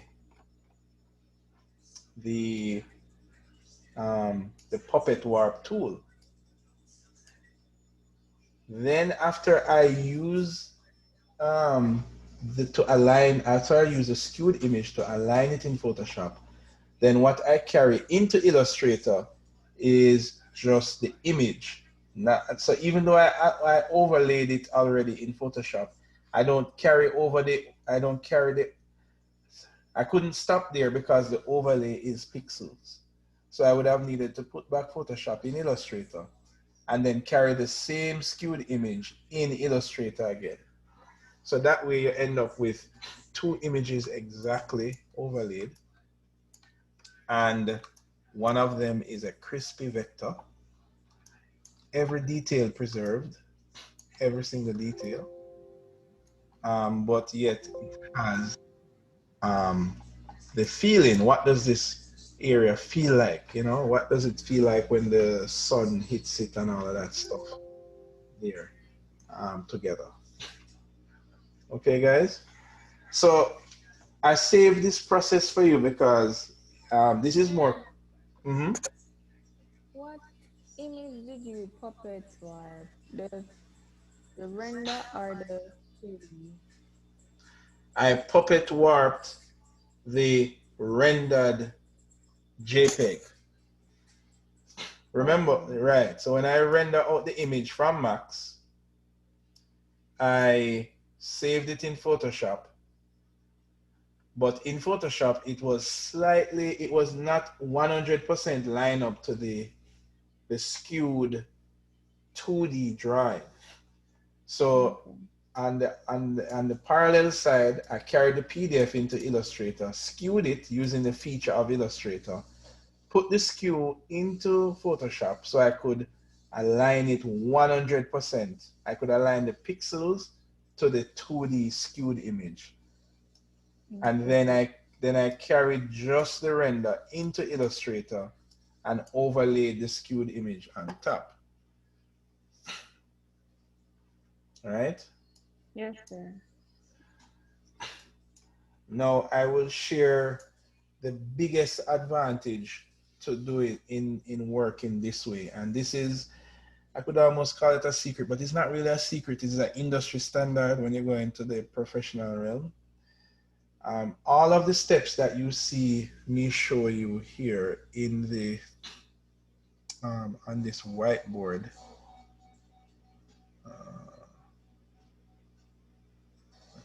right? All of these steps that you see me show you here is 100% non-destructive. What do I mean by non-destructive? Well, you guys are in studio, so you know that after an interim, things can change quite a bit, right? And that is perhaps one of the most troublesome things with studio. Um, you can't invest in a decision because you know that you're going to have to go back and change it. So what would happen now if I had to make a change and, for example, this foundation wall isn't that deep anymore, right? You can imagine the head exploding chaotic reaction that you would have to change in something that you have gone through so much problem to align. Everybody understand? And we have been through similar things, I suppose. Yes, sir. So one concept that Yes, I sir. want to introduce to you guys as your fourth year now is non-destructive editing. So this workflow that I'm showing you here, if remember these two here, I probably draw this incorrectly. So here's what I'm gonna just erase that and just write Revit 2D and 3D. So remember, everything here is coming from the same Revit file. So both the 2D side of the workflow and the 3D side, sorry, this D is not correct. I'll write that D properly. So that would mean that if the Revit file changed, so follow me, if I went back into Revit, I edited my model, I could export the 3D model just the same. All of the things that I added in Max, meaning all of the little block work and the, what else I added? Like things like maybe custom railings and things like that. They would still remain in Max, and all the things that I carried from Revit would just get updated. On the 2D side, the PDF that I created, I just need to save out an updated PDF, replacing the previous one. The image that was skewed in Illustrator, I can show you that Illustrator file here. And let me show you something interesting. When you click on this Illustrator file, if you look in this top corner here, this, Sir, we cannot see what you're referring to. Oh, yes, because it is on the other screen. Right. So in Illustrator, if I click on this skewed image here, right, and let's make that bigger. No, bigger. Right. If I click on this top corner here, notice that this says update link. So this thing that is skewed, I'm really skewing a container that contains a PDF that I got from Revit. Everybody understand? So if I updated the PDF, then this skewed image would automatically update. And in the final Illustrator file that I printed from, both, if you see, look here, let me ungroup. Do I have to ungroup? Yes, I have to ungroup. If I click on this, this file here is linked to the PDF, same way. And then the rendering here it is. See it in the corner here? This rendering is linked to a Photoshop file. So essentially, when I change the source, everything below it changes, and I don't have to go through all the trouble to realign and all of this stuff again. So this workflow is what you call a non-destructive workflow. And that is how I would want us to be working on this assignment one. Thinking about things like linking, so that when things updated, other things can update. I won't be focusing on it in terms of marking your work, but that is something that you guys need to invest in for life, basically. How do you work non-destructively? You guys have it a bit easy. So for example, Lumion allows you to work non-destructively because it provides a link to like ArchiCAD. So if you edit in ArchiCAD, you update in Lumion. All is well with the world. But not all programs allow you to do that. You get me? So you have to also think about that when you are producing your illustrations. Okay, so that ends my show and tell version that brought my laptop to its knees. All right, so any questions? You guys have any questions?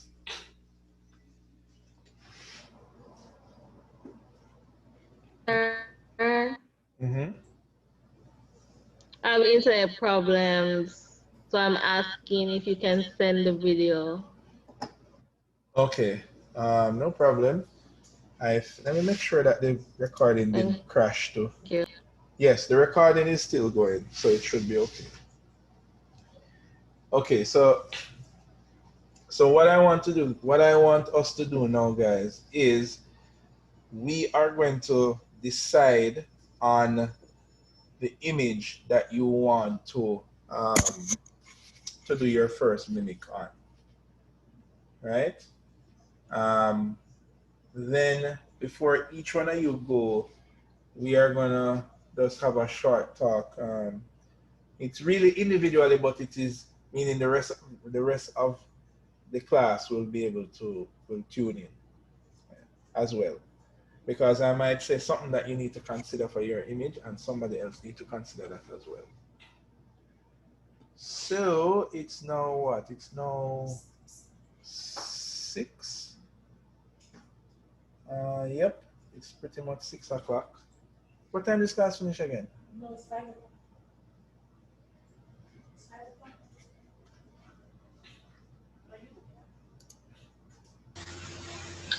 o'clock. Oh, no, wait, this class finishes at 6. Rose, don't you dare, Rose. Guys, remember to mute your mic. Okay, so I need us to now select an image to work with, right? You kind of have an idea of of how you would combine different images together. Don't worry, I'm gonna work with you. Let me help you. I'm gonna work with you in selecting your images. I'm gonna give you like 5 minutes or so. You don't need more than 5 minutes, 10 minutes to decide on an image. And then I will go through the persons in my list here, and you all will confirm to me what image you select. I'll bring it up on screen, and then we sign and seal it. And next week will come now. You guys are gonna show me how far you reach. All right. So give me 5 minutes. I'm gonna give you 5 minutes to select your image, and we'll discuss them now. All right. Be right back.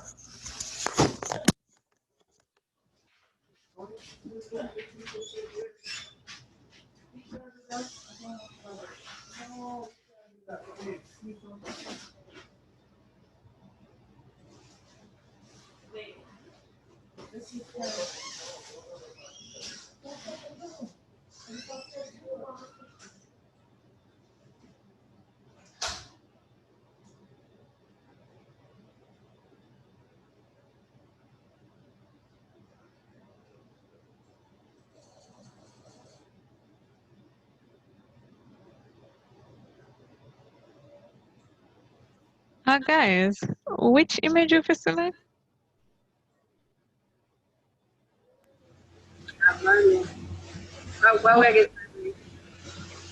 We not select the image them from last week already. Yeah. Oh, okay.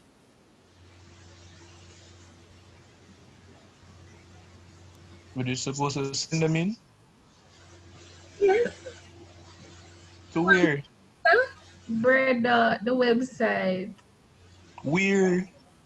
The website. Where? There was a whole tab for it.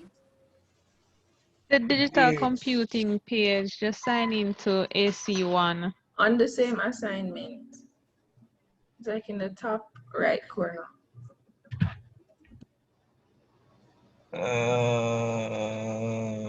No, still. No, still no. Still that. For submit. No.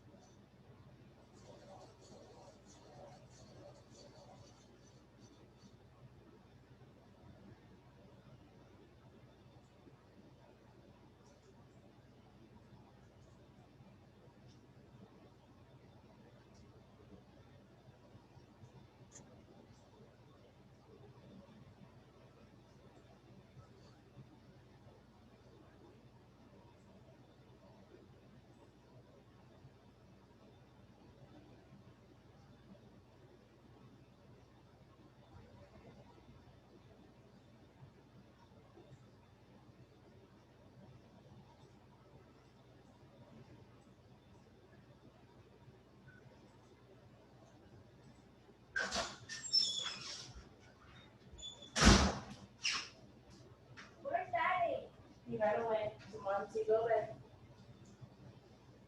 he said you don't ever want to see your face. Are you sad? Remember the call? No, I didn't.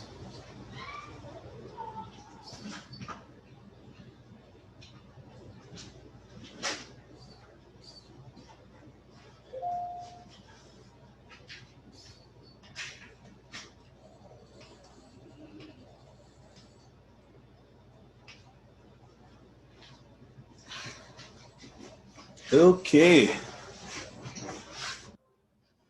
All right. All right. So we have all supposed to have decided on our images to mimic.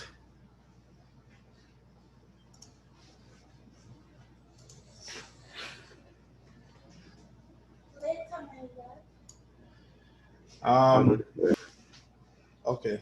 By the way, when you guys do your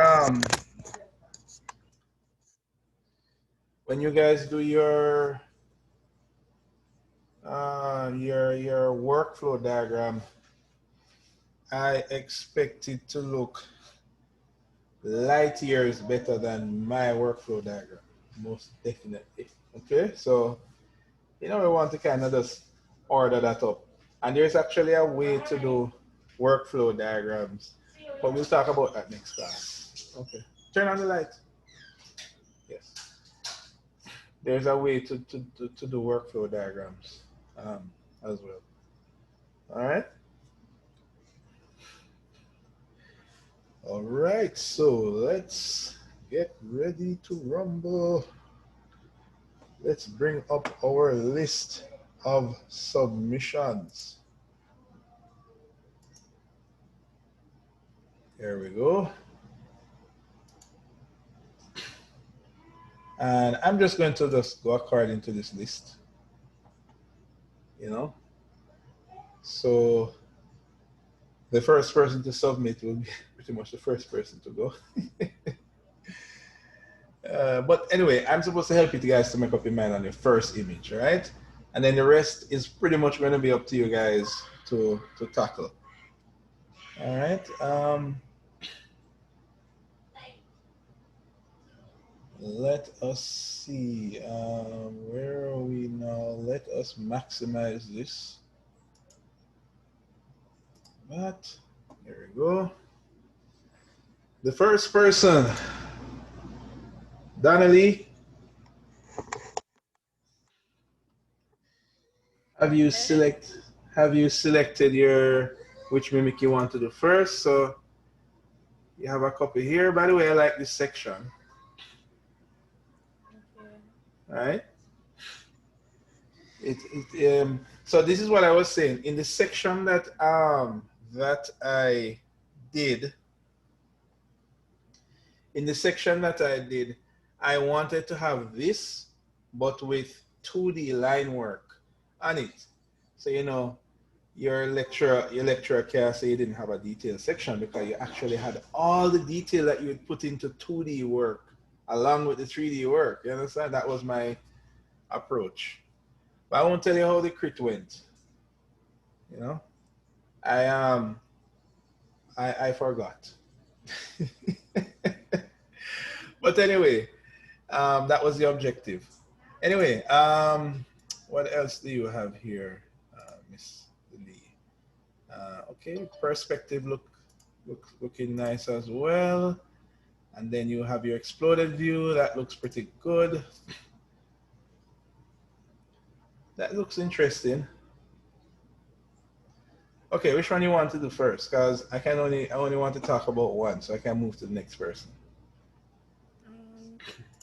The 3D. The 3D? Hold on. Sorry, I didn't bring up one. The 3D perspective. So this was highlighting. Let me zoom in. Can I zoom? Zoom. Yes, there we go.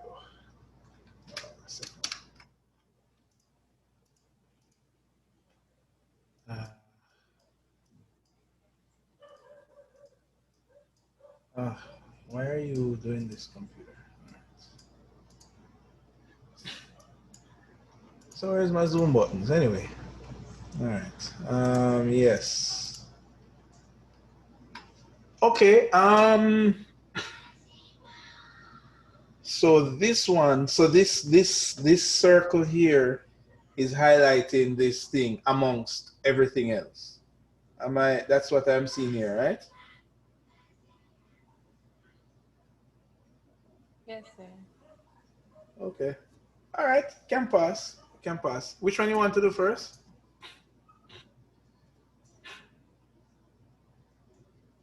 The hard one, the section.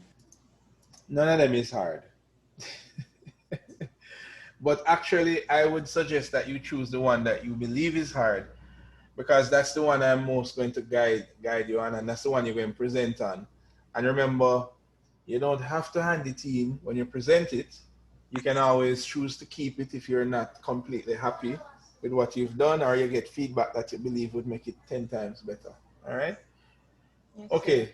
So some of the things I'm going to say here will go for each um, for other persons.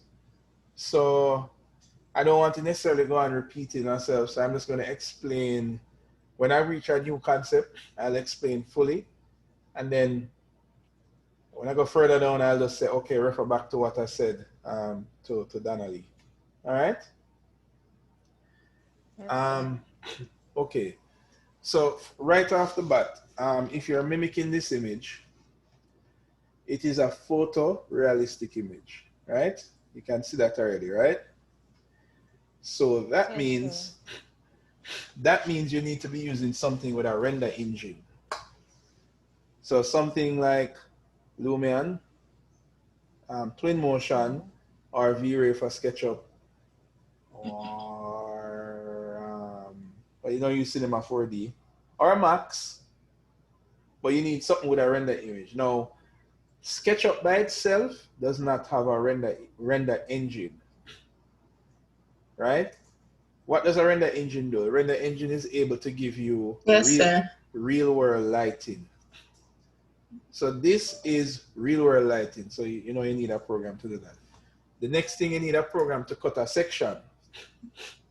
Remember the building I give you, this, it's not cut. So Yeah. you have to cut it. So you could choose to cut it in Revit, or you So could. I'll have to draw in the details. Yes, you can add those elements, use your imagination. You can add, you just can't subtract. Just Okay. remember that. Right. So um remember you are mimicking. So for example, if something doesn't really make sense, so let's say okay, like this has a drop ceiling. So you would want to mimic that with your droid, right? Yes, sir. But you will choose strategically a place in your model that closely resembles this. So notice the angle and how it is cut. Then notice how the sun comes in. Come on, come on.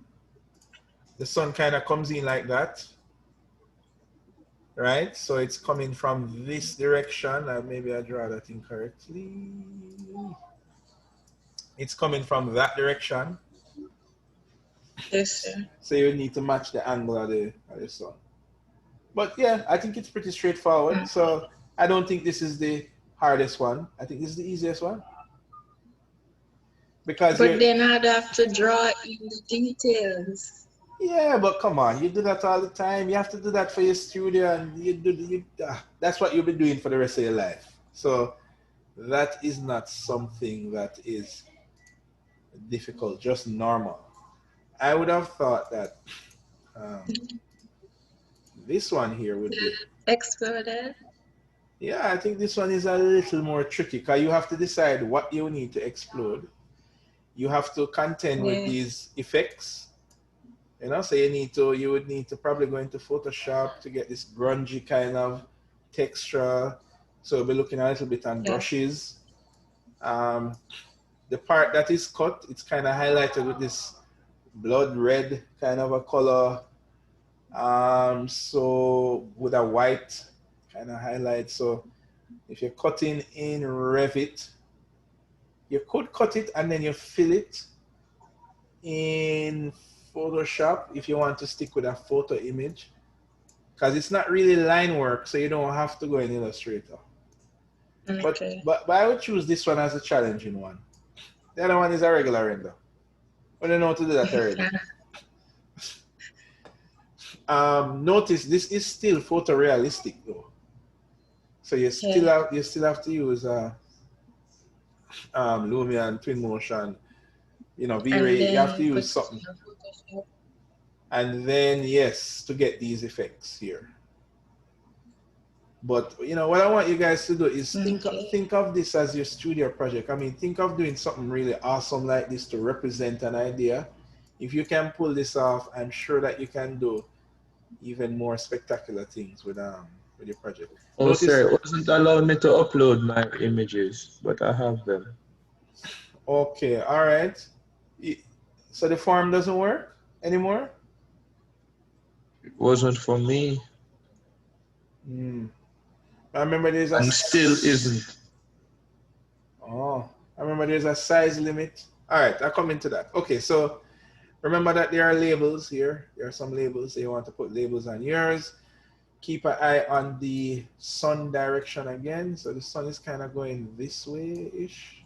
See that? So you want to keep an eye on that. And yeah. So this is actually not very difficult either. You just have to consider more things. Okay, you're good to go. Okay. All right, so I've spoken Thanks, to sir. Donnelly. Who was speaking to me a while ago about the file that won't upload? Odina, sir. Okay, right. Mr. Grizzle. Yeah. So you're saying no, let me check that because I want your thing to come in this list. It's important that I get the images. So when you go to the class site, this thing is, I really need to fix that. I'm gonna fix that right now. The timeline, I want to fix that right now. But before I go to that, you're saying that when you go to the handout and go to submit images here. Right, this is what you filled up? Yes, sir. But remember, you know, what you submit have to be less than 9 megabytes, you know, or else it won't. It is, sir. And when you choose submit, what it said? It's asking me to ensure that my email is, look, let me go back.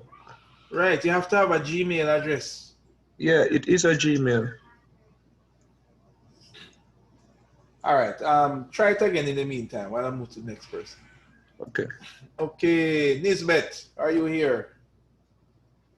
I don't see him in the list. Let me scroll across. Yes, sir. Oh, yes, I see you there. I mean, you're half here, not really here. I could be speaking to anybody. I could be speaking to your twin brother. There's no way to know. No way to know at all.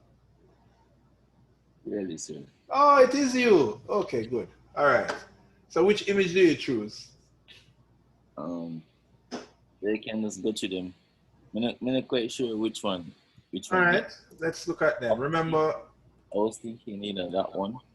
oh yeah, that is, I'm looking forward to that image, this bed. No pressure there.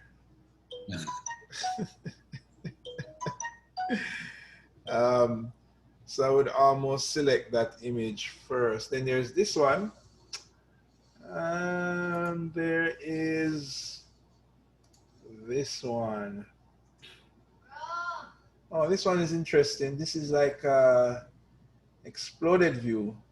Oh, but it's projecting the view on the side. Oh, that's really cool. That is really cool. That is interesting. So I'm gonna just assume that, like it's that one there. Yeah. Um, hmm. Hmm. Okay, I can picture how I would do this. I also every time I select, I look on person's images. I try to let us imagine a scenario that we would want to use this in, right? So this is showing the 3D object, but it's also showing elevation views as well. And then I can replace the top view with a plan view. Yeah, yeah. Um, I think this would be great if you're showing like a presentation and you want to kind of capture all of these things in an interesting way. Um, if you were showing it in a presentation though, it would have to be big enough so people can make out the elevations. You understand? So it's almost like it would help up half a page. Yeah, yeah, it's looking like that. It's looking like that. It's not really exploded, but it can pass because it's definitely interesting. Um, it's not technically challenging, but it is more work because essentially you're creating elevations and sections. What I would say if you're doing this is the 3D model. I would generate views of the 3D model in whatever program you use. So if you carry it in Revit, then you turn it to a side view. You can possibly turn on Revit has what do they call it again? Did it survive? Yes, it did survive. Let me switch to Revit. Let's get that big. I don't get used to these buttons yet. Big, big, big, big, big. Yeah. Come on, Revit. Oh, it had crashed. I thought it had come back. Hold on.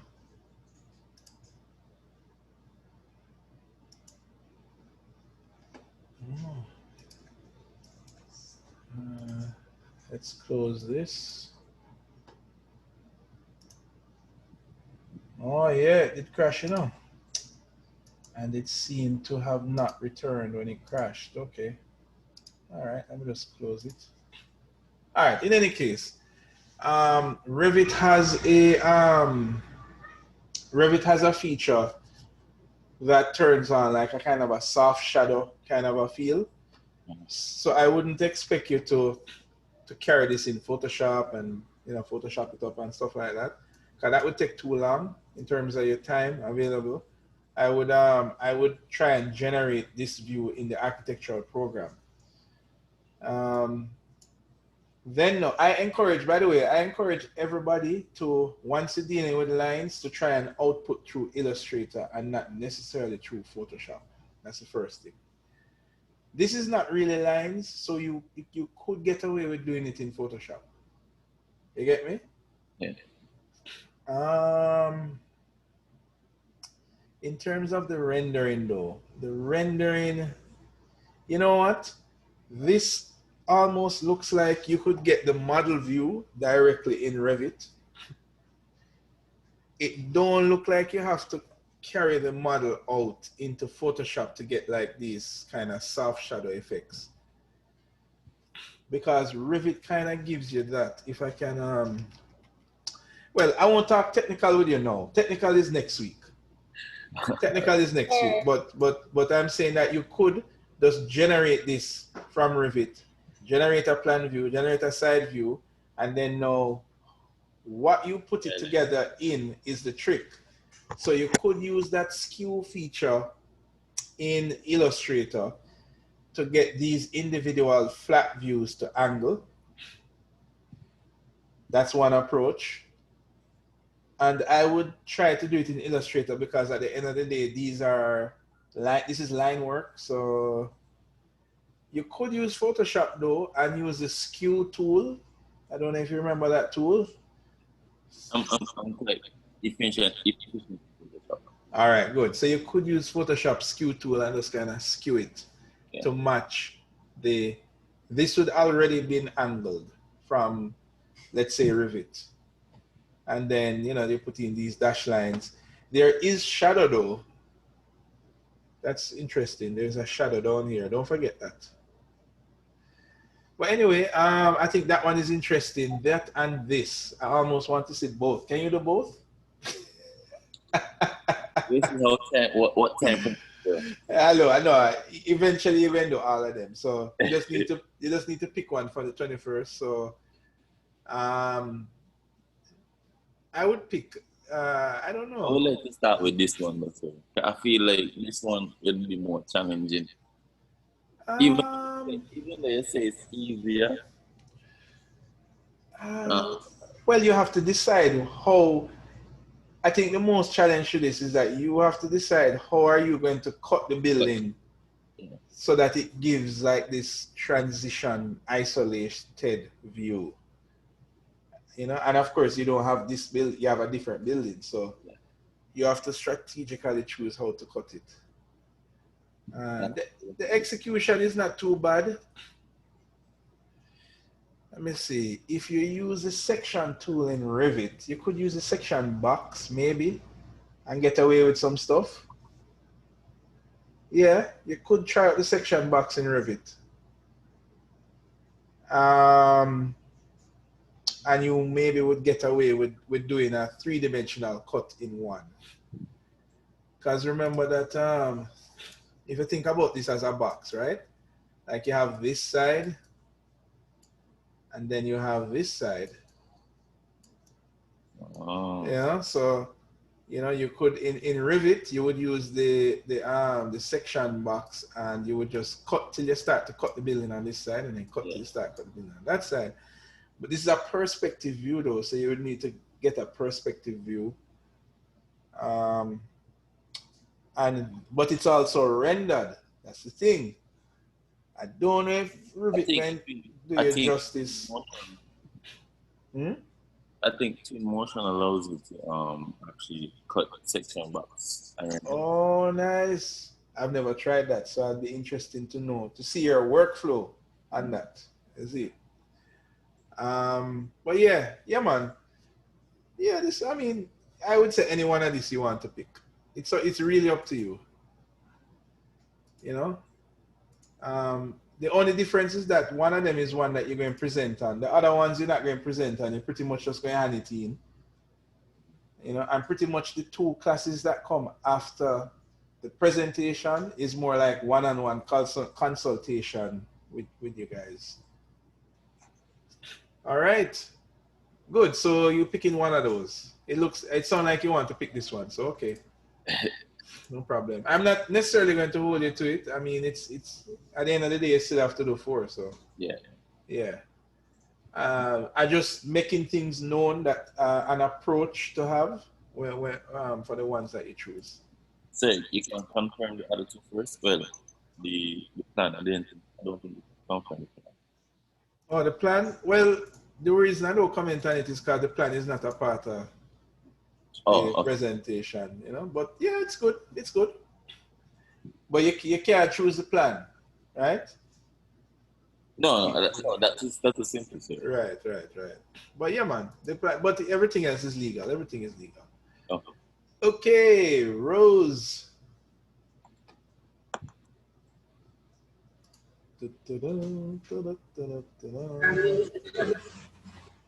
All right, let's see what you have here. What do you want to... Anybody play Mortal Kombat? When you're about to fight all the characters, the old school Mortal Kombat, and it starts by saying, choose your destiny. Choose your destiny. All right, so. Rose, choose your destiny. I see you laughing, Dana. Section. Section? Yeah. Hold on, I closed. Okay, there is one more. I think it's this one. No, sorry. It is this one. Choose another one, man. What's the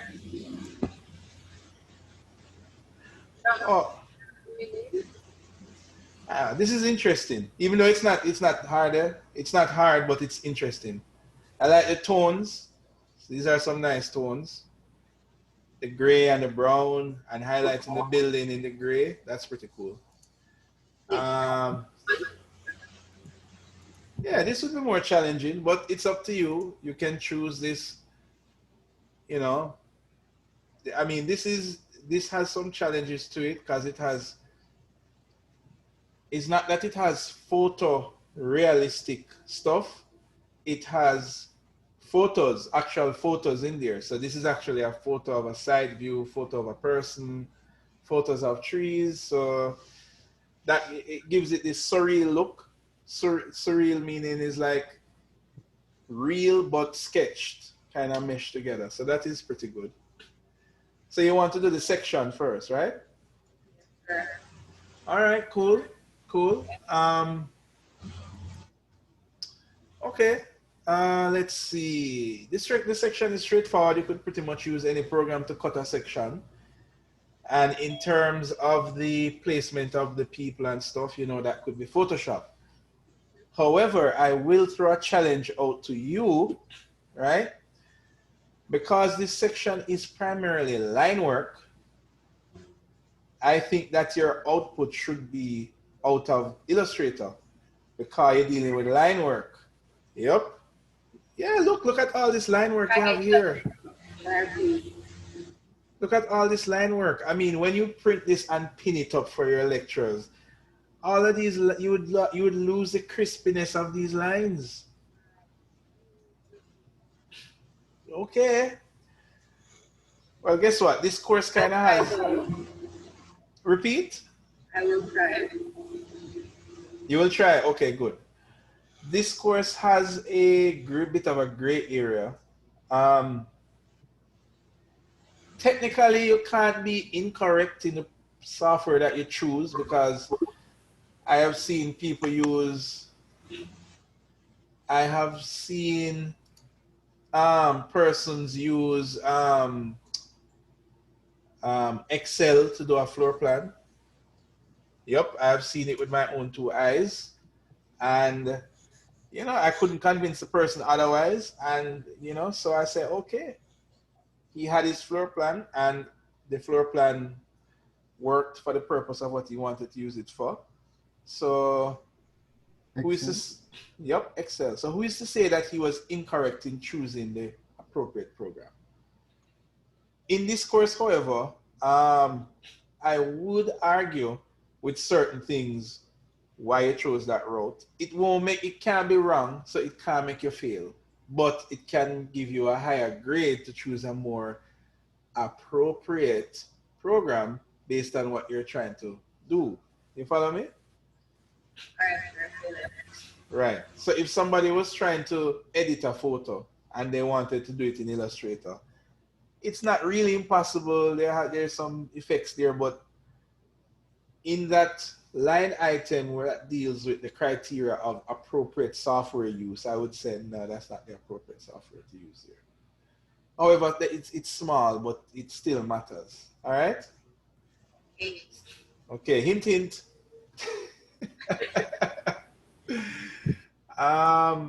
This looks interesting, definitely. I mean, you have line work in this, so I mean, I would have chose the harder one first.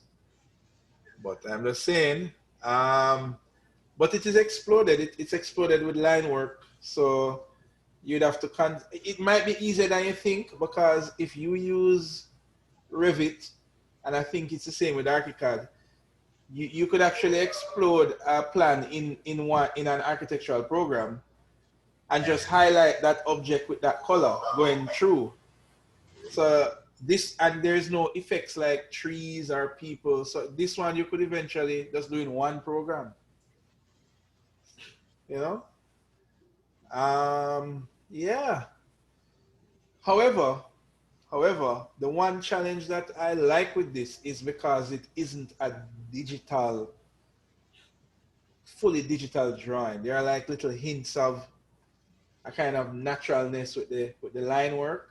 You can kind of see it. So just doing it in an architectural program and switching it to hidden line and calling it a day wouldn't give you the 100% mimic. All right, so you can keep that in mind.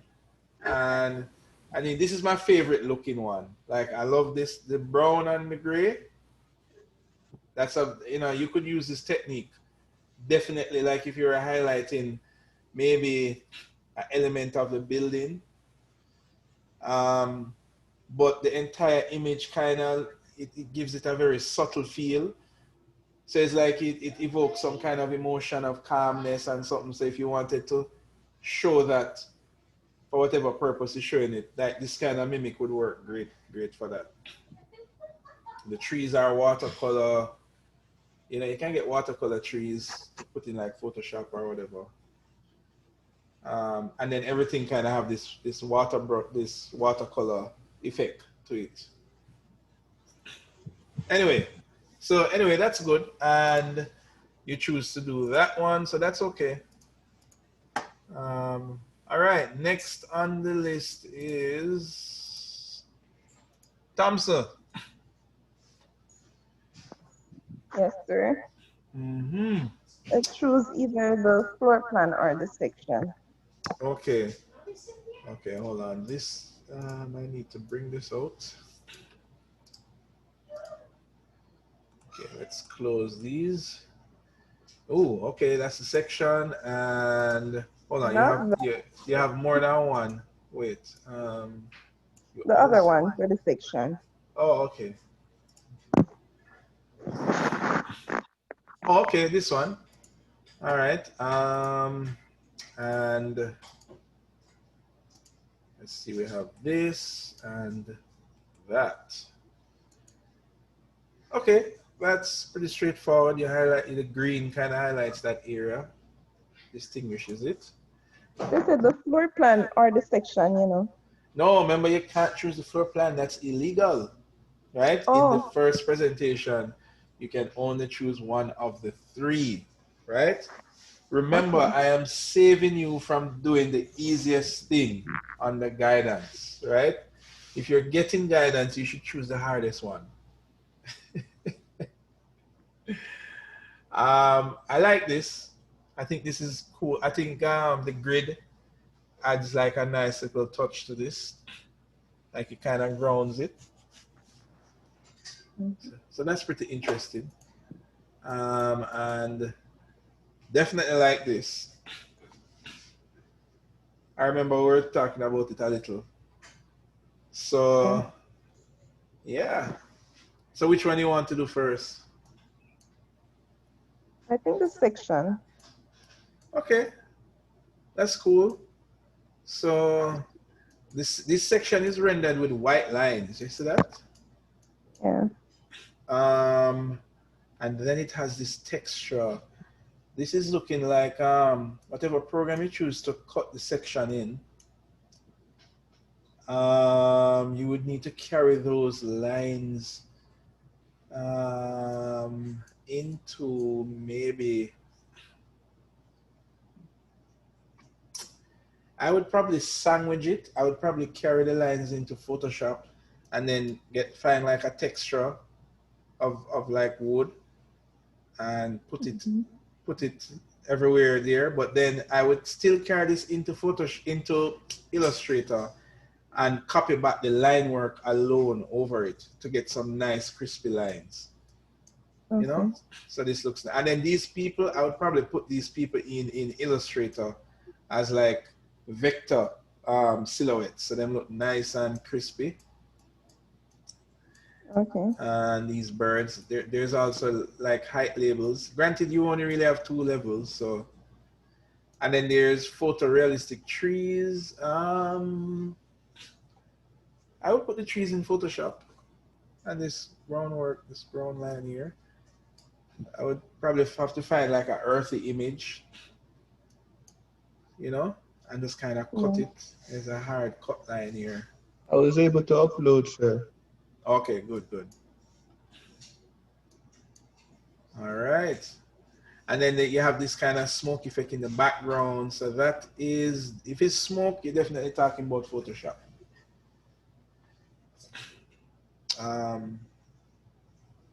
Yeah. Yeah. Yeah, I would enjoy this one. This one should look pretty nice.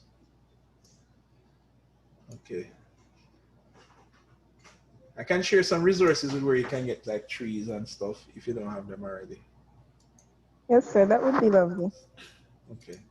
All right, so that is the one for that. Yes, I hope you have fun with that one. The rest, I mean, this is pretty straightforward. You know, everything is like blocky. And this one is interesting. How could it has shadow, so it definitely has a light. Maybe you could recolor stuff in like Revit so that it's gray and white, like make all your outlines white. Or maybe in SketchUp, yeah, this is probably better in SketchUp, where you could just color the walls gray and dark gray. Could be. And then you could carry it in Photoshop to put on those little powdery lollipop-ish looking trees. Yeah. But anyway, we cross that bridge when we get there, as you are doing this one first. All right, great. Next on the DJ train. Let's here. Miss Cupidon. Hold on. Do I see Miss Cupidon? Oh wait. Oh, that's no wonder. Cause you're not really here. Internet problem. Okay. All right. I make you're off the hook this time. All right. Let's see what you have here. Oh, nice section. That's what I want to do, sir. All right. Let's go across here. Here. It's very. Say again? The rustic. That's what I like about it. I like the intensity of the colors Yeah, on it the looks inside. like peak markers. Yeah, it does. Ooh, model look. I'm glad you choose this one because sometimes we see some models that look nice and we say, you know what, we like to have a presentation where a render look like a model. Right. You know, there's a trick to it, so we'll talk about this one. There's a little trick you can play to get your renders to look like a model. I can help you with. And this is pretty straightforward. I don't like that one. I just never find anything. So I don't have to talk about it. I can find something. Okay. All right. Yeah, because I mean, you would just barely scrape through with this image. You know, just barely. Like, you know, you'd have to fight and say why you want to do this one. I have no reason. All right. So you say you want to tackle this one. These textures though, you see, when you have something that looks like this, the best way to get those effects is if you have if you work well with your hands. You know, because computer. Say again? I think I sketch and draw better with hand than computer. Aha. Okay, so that explains the kind of love for this image. But here is my challenge now. Do you have any technology, a tablet or anything like that, that can help you to manifest those skills in drawing it? I don't have a tablet about the play. Yeah, but as in a traditional drawing tablet, no screen and just a pen? No, I don't have that. Oh, you just have as in a normal tablet that, you know, touch screen and whatever, but you don't have any pen? No. Okay. Okay, if you don't have a pen, you could do it hybrid, but that is a little bit more tricky. You can, here's the thing. You see like this corner here? Can I zoom this anymore? Just a bit. Yeah. You see like, you notice when you're looking at these effects, Yeah. There is just no escape from it having that natural kind of shaded vibe. It's hard to achieve that solely digitally. You can, for and then overlay it Photoshop or something. right. So you could we could talk about some of the techniques next class, but for example, well, I don't want to go too technical now, but if I was to show you, oh right, I forget I have my whiteboard here. Whiteboard. Okay, right. So let's say that one way you can think about achieving this without having a digital pen, let's find a texture. So let's say on the internet, let's delete that. Let me find wooden texture. Okay, so let's say you found a texture like this. So computer stuff tend to look kind of flat like this, meaning that, let me just put it on this thing, make it bigger. You know, when you start to put these textures together, it kind of just looks kind of digital, right? The difference is, I should just open Photoshop and done, because I can't show you in this, because this don't make you do any kind of sketching. Everything is all stiff and lines. If I was to do this, press again. No man, it's supposed to come back. I mean, I really, that building that I had was pretty intense, so I should have known better. Okay, it's best to show you this one though. I want to show you so that you can have that in the back of your head. Okay. But I won't show you in like detail fully, because we don't have the time. I want to get through everybody before the time. So let's say you had Photoshop. So let me just switch to screen. Yeah, so yeah, Photoshop like that. And this image that I've just downloaded is somewhere on my desktop. Here, let's drag that to the desktop. And there we go. Right. So a lot of things with those kind of images, if you're using the mouse, you have to do this kind of thing where you turn the flow way down and like start to introduce like some kind of dark areas like that. Okay. In order to get that depth, that variation in texture and tone. Yeah, it's sometimes you even have to mix like two different textures together.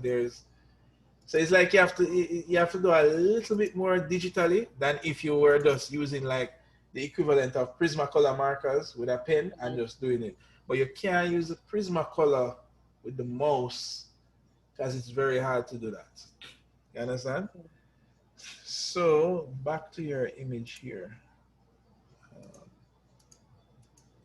That's this one, right? So kind of zoom in here. So you see like this, I guess what I would do is like tell you to try and find like a texture that represents it as close as possible, and then you kind of just smudge in some of these things here using the mouse. Okay. And you kind of this streakiness, you have to kind of get the streakiness with the mouse. So you basically you're gonna have to have some mouse control. You know, you can, you know, play some Call of Duty or something to get the mouse control going, and so that you'll be ready for that kind of stuff. All right. Can a game controller help? Say again. Can a game controller help? No, sir. You need a mouse. Mouse control is what you need to help you with that one. I think this is like this would be fun to do. You know, trying to make a model look like a model. You know, that one is also interesting. Uh, and then everything around it is gray. Yeah. Yeah, but this is really just one rendered image. Like you don't have to do much photoshopping. Maybe just a little. But you can render an image and let it look like a model if you follow certain rules. You know? Mm-hmm. All right, so we choose that one. So we'll see how this works out. Yeah, I'm interested to find out. You probably would have to find these textures already kind of intense. I'm going to think about this one. In terms of doing it without a pen. Without a pen. Yes, I don't look certain people find any easier way.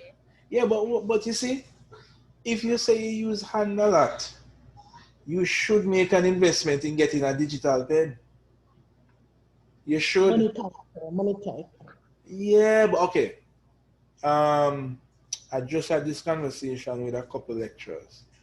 As I hear now, Innovative Systems is selling 2 versions of tablets. One is a decent one that, of course, they mark up like crazy. And the other one is like a Chinese one that can pass, but it is way cheaper. And by cheap is relative. That's the one by Sovereign. Yes, I don't know if it's got on there yet. Yeah, I know that. Right. So there's one of the brands is called like Star Tech or something like that, which when I really fond of those tablets, that they're great if you're writing equations and that kind of stuff. But like that sensitivity with drawing, the Bamboo tablet is the best, and their Bamboo is selling for 24,000. Right? Online it sells for about 15,000 ish. It costs like about $80 or so, $90. Okay. So of course they're marked up like, at 20% or so. But if I am a person that does hand drawings, I'm telling you, whereas like how COVID is here now, and everything you're drawing has to be now digital, or you're gonna have to take a picture, and you know how that works. Yes. I would invest, even if it's to get the cheap one, but if for somebody who draw good, I would say get the dear one, because you are somebody who invests in drawing. If you just touch on, like me, I'm a scribbler, so I could have gone with the cheap one. But say again? Don't try and get it. Right. But if it comes down to it, having the cheaper one is still better than depending on the mouse. Yeah. Right? 100 times better. But think about it so for all of your productions that you will do. Yes, sir. Okay. Thank you. No problem. All right. So moving on, we're about halfway there.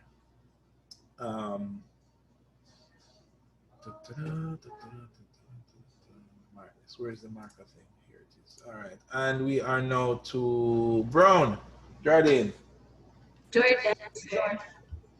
Oh, Jordan, sorry.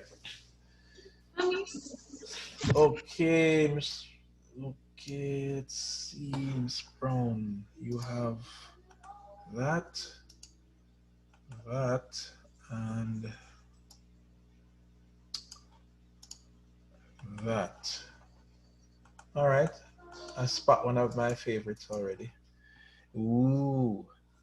All right. I hope this is the one you're doing first. It's not so hard.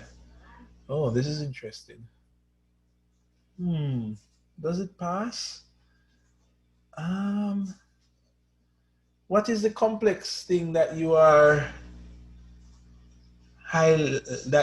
contrasting against the thing that you're highlighting?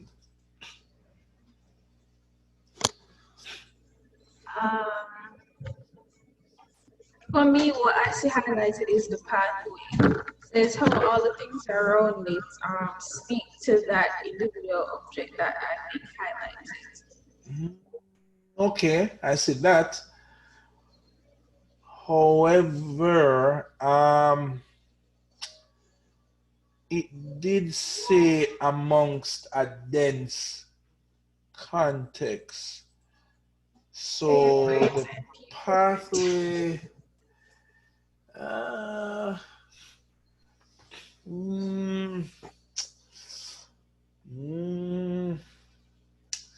right, make it go on. Make it go on. Make it go on. All right.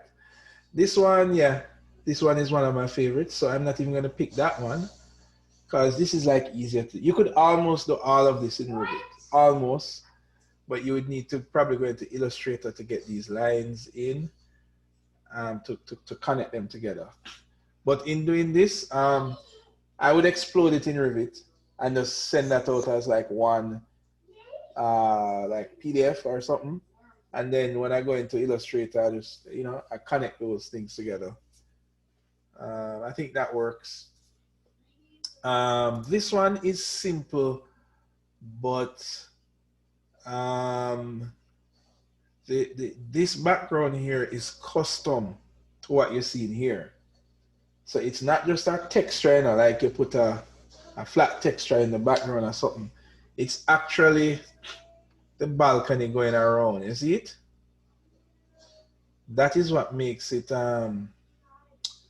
it not just look like you just put a background in there, right? So when you're mimicking this, you'd have to consider now what would, from a photorealistic point of view, what would the background of that area look like? You understand? Yes, sir. Then this is only about 40% of the image. So the rest of the image is pretty much like a set of working drawings. It's just that it's white and black. And it kind of shows all this detail. You know what? I think this would be something nice to achieve for your design studio because this shows the feel, but yet it has all the details of a detail section. You see that? So, whenever you get the opportunity to mix those two extremes together, that makes a unique image. Definitely. It has all of these details in. So you would need to mimic that. You would need to perhaps make up some stuff here, in terms of beams or whatever, and kind of, make up the detail so that you communicate that. Okay.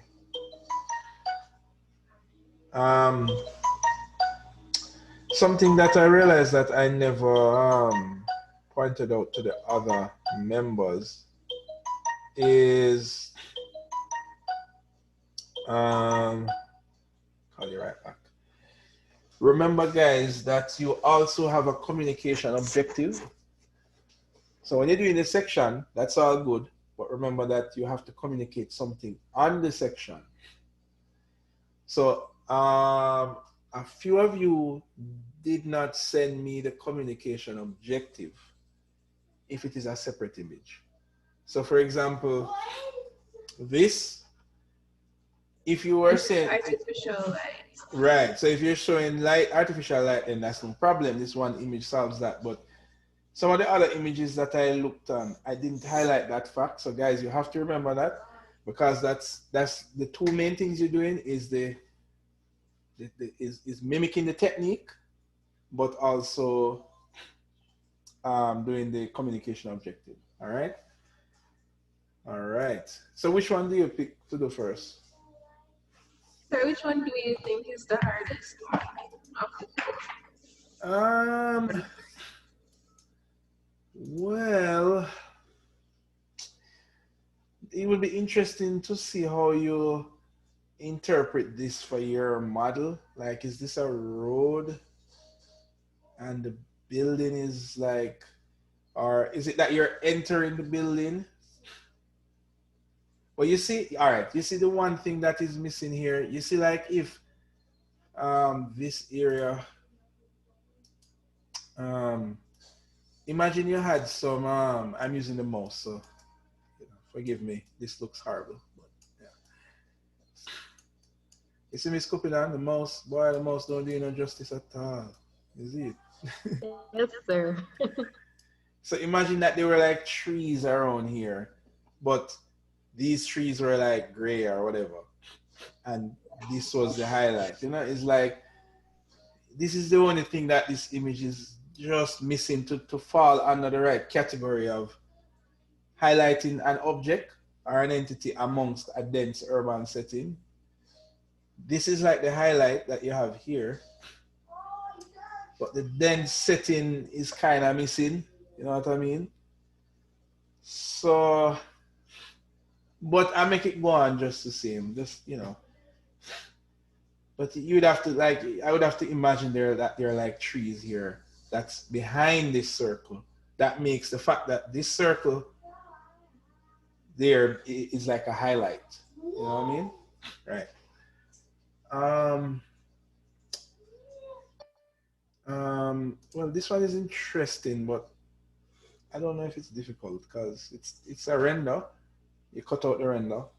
You put something. Nah, that one is easy. I mean, they're not overly challenging, you know. As a matter of fact, maybe this would be the most challenging one. I like the combination of what you've selected because they're not very difficult, but they are interesting. You know, I mean, this is a section, but this, if you can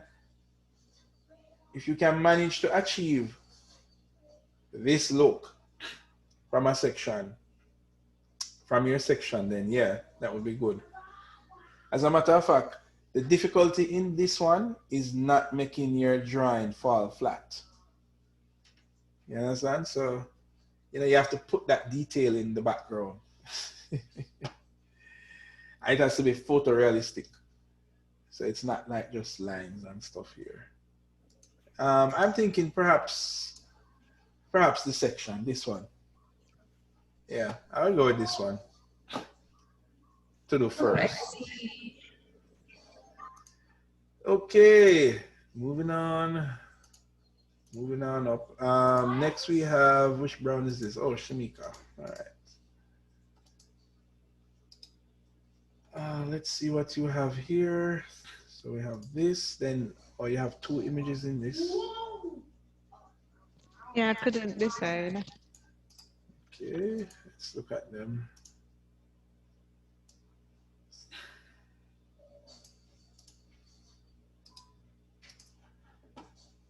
Why do you not show? Oh, hold on, it's three you have. Let's open that and then open this.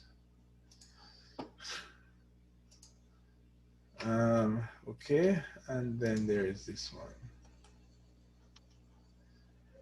All right, so this one is hold on, which one is this? The 3D one, and it would be like dense in the space. Okay. I have two others because I couldn't pick which one to do in that section. Yeah. Oh, hold on. I didn't even realize. But they're not. This isn't a part of. Is this just floating on top of the image? It is. I don't know. I like it. If it was a part of the image, then yeah. But it's just kind of rubber stamped on there. So yeah. Okay, that gets through now. Yeah, this is one of my favorites. Okay. Yeah, this one is for the 3D and yeah. Yeah, cool. Yep. This one, okay. But the one I want the help with is the section. I think that's going to be the most difficult. Ooh. But which one is this? And I don't, it was something to do with being dense. The Okay, but vegetation was dense. right. But what is the highlighted thing in this? I guess it is a bit lost. Yeah, right. It's a It good blends too well. it's a good composition, but it's not really highlighting something specific. Maybe the bird. Alright, um, I'll look more into that one. so what this is another one of highlighting stuff. I don't remember that one. Just ignore that. Go to the section, sir. Okay, I see you choose some images that you liked. Hold on, I didn't open the section. No, you didn't. Oh, okay. Let's go to the section. But we still have to legalize those images. So let's look at this section. Ooh, okay. Yeah, so this would be showing structural representation. Was that in? No, that the structural is for the transparent and Oh, X-ray. okay. I Right, guess I mixed them up. right. But this one can go as a section. Is it a section? Yeah, yeah. Okay, okay. Um, okay, so well, firstly, so yeah, there's this highlight there that highlights that. This section is okay, it gives the feel of something of a massive scale. Why does it do that? Because it is massive. No, but how do you know it is? Because it has different floors. There's staircases that go up to different floors. Yes, true. The entourage.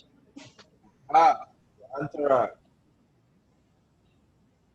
Yeah, these are the tiny people. The light post, the tree. It's like when you look at this, it feels like it's like big. So, if you were to mimic, remember you can't change the size of the boom, you can't add more floors. But to give that feeling of massive, you probably have to zoom out a bit. So maybe your mimic, this build, your building is like that. But like this space that is around it would probably like your composition would need to like space enough so that the Sir, people you're breaking up. are you hearing me? Mic check. Is everybody else hearing you? Is it just me? Not clear, not clear. Clear. I don't know if there's any- might be just the internet. Am I back to normal? Mic check. Sir, we're not hearing. Alright. Sure, I see you moving, but not hearing it clearly at all. Oh. Um. Okay, let me try. Hearing you now. Come back now. Yeah. Okay. Oh, maybe is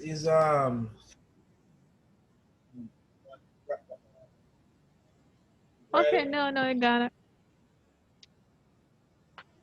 Drives.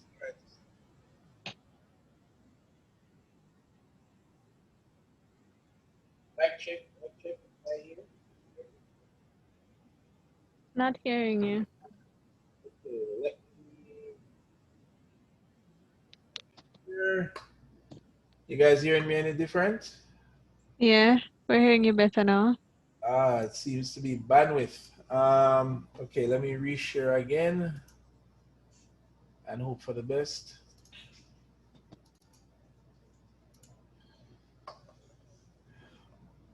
Okay, mic check.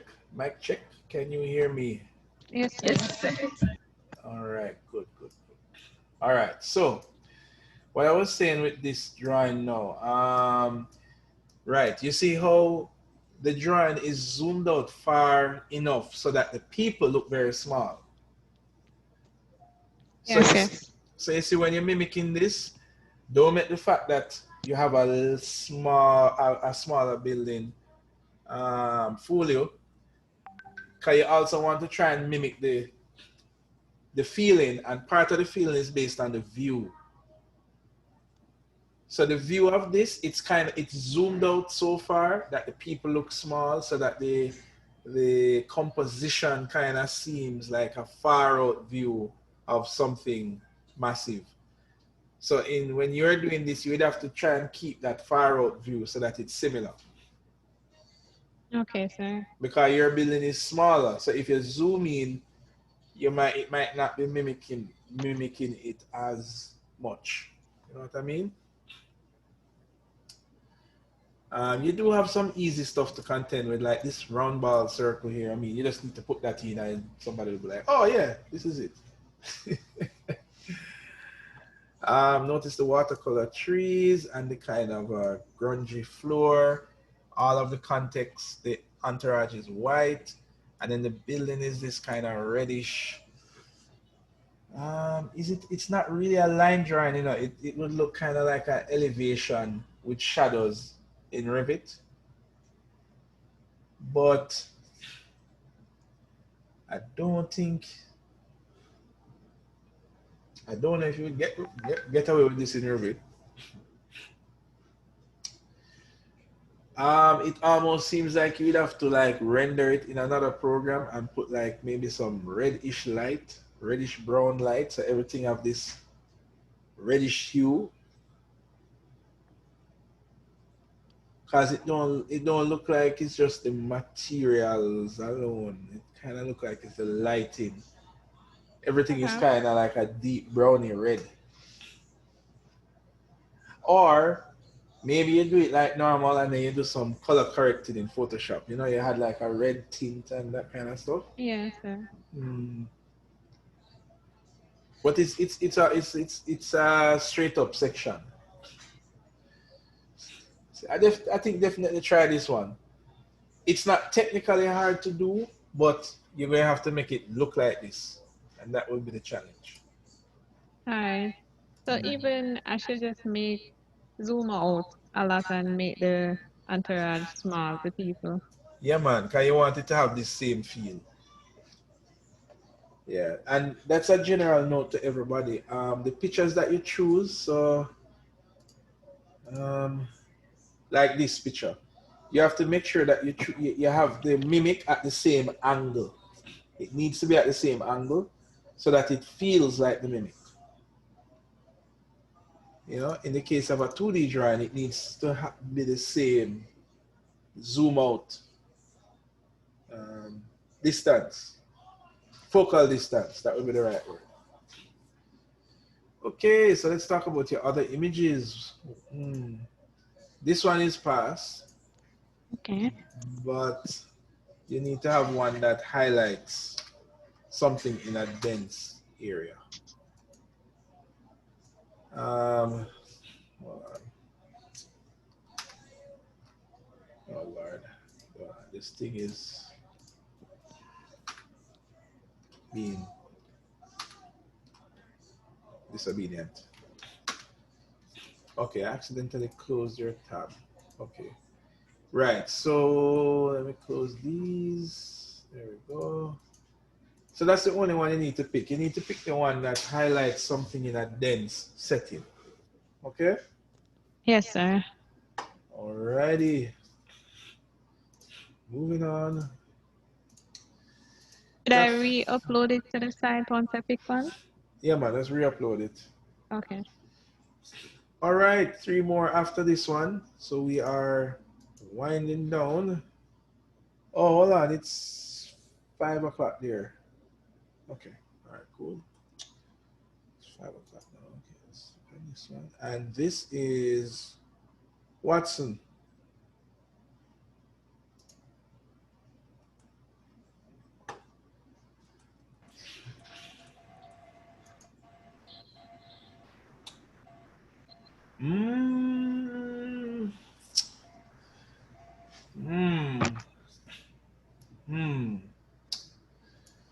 I wonder about this one.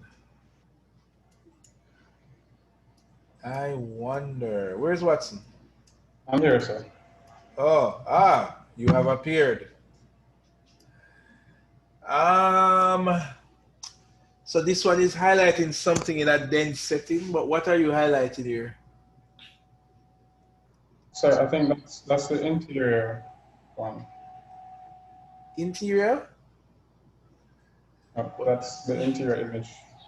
No, but there isn't real. Remember the criterias, right? Section where you're highlighting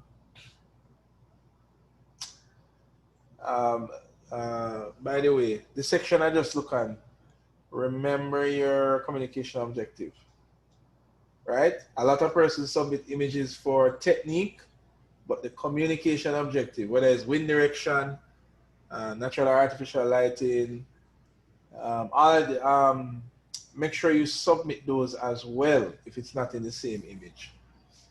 So, in terms of your image selection, Watson, we remember our criteria. So we're doing a 2D floor plan, we're doing a diagrammatic architectural floor plan, a communicative section, visually highlighting an objective, or X-ray or visual objective. So none of this is based on whether it's interior or exterior necessarily. Okay. So you need to choose something that falls within these categories. All right. That one that you picked could maybe start to fall under number 4, X-ray or exploded view, right? But remember, each of these have the communication objectives. So this one, it needs to show the structural system, illustrate an important element, or highlight a major space. Where is the image? So this doesn't really do that. So you'd have to find an image that mimics highlighting a space to say, this is how I want to highlight the space. Right. I have more. Okay, so what does this fall under? That was exterior. But remember, you can't class. Dense. Oh, against a dense. And okay. Not really. What is being highlighted? Well, it was the building with some surrounding. So. Right, but remember that challenge. That challenge says in this objective, you're tasked to select a 3D perspective to mimic. The 3D perspective must highlight an object amongst a dense visual context. So you have a dense visual context, but you don't have a highlighted object to mimic. Something in this would have to be highlighted. More visible and the rest faded. I understand the concept, sir. Right, but you have to find an image that represents that. So we need to look back on this one. And then the section, this is straightforward. Yep. So it's a perspective section.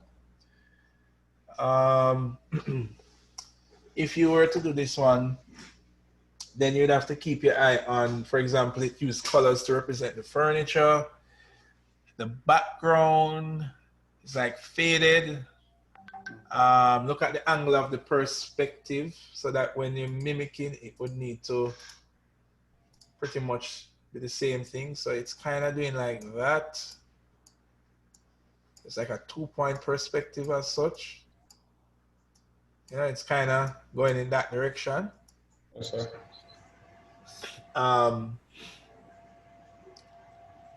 It cuts through the ground as well. And it's photorealistically rendered. So right away, you know that if you sketch up, you're going to have like V-Ray or, you know, Twin Motion or Lumia, and you're going to have to be rendered with one of those. All right? Remember the communication objective. All right? And this is for everybody. Because I realize we're not talking about it too much, and most of you don't have it. So if you choose a section, I think the problem with that one is finding an image that you like that has the communicative information on it. Right, but remember, you can get the communicative information from separate. Right. So don't think that you have to find this perfect image. You understand? Yes, sir. It's almost the norm that you'd have to find two. Almost. Okay, so it looks like you selected the section, but you do need to send me back your revised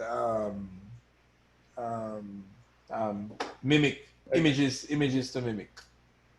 Exterior and Right, but I don't want you to class them as exterior. I want you to class them as, you know, communicative section, diagrammatic, visual highlight, class it as that. Because it's not necessary. You know, you can have a communicative section, but it don't have to be an exterior per se. You get what I'm saying? yes, sir. Okay. All right. Moving on. Alan. Present, sir. All right. Okay, you seem to have selected multiple images for each. Let's look at, no, we're not looking at the floor plans yet. We're looking at these, so.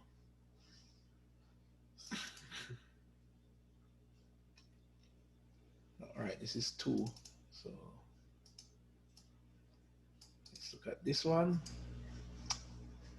And let's look at this one. Let's close these. Okay. This is pretty straightforward. I like it. I like it. Communication aspect of it, so showing natural lighting. Yeah, man.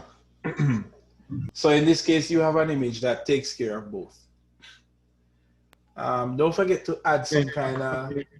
It's actually 2, so there's another one. So I was using the natural lighting from this.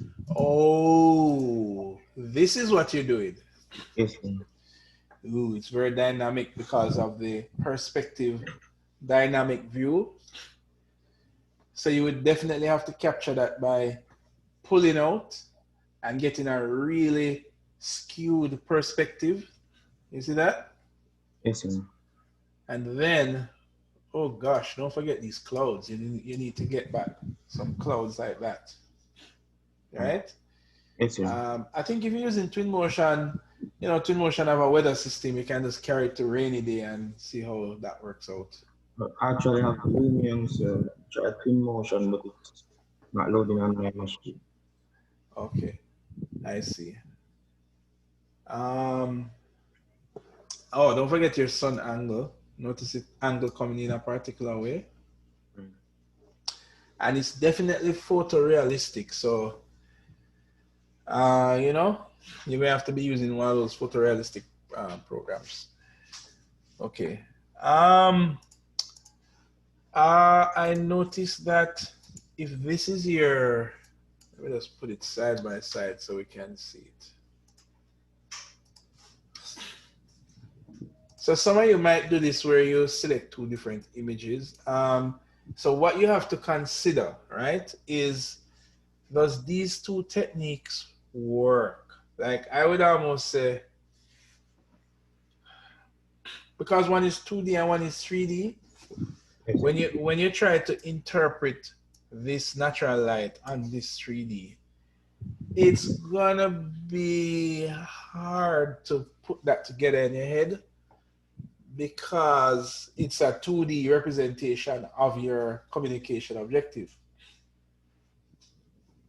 Make it work, so. All right. Do you think make it work? You may have to fake this part in, meaning like you might have to put like an actual object rubber stamp to your drawing to maybe get the light to represent the light. You know what I mean? You're not going to get it in your, yeah, you're not going to get it in your 3D view. So you might have to kind of fiddle with that option a bit. Yeah. Okay, so this is the one that you're choosing. Yes, sir. So there, I want you to look at the other one, this one, even though it's not going to be presented now.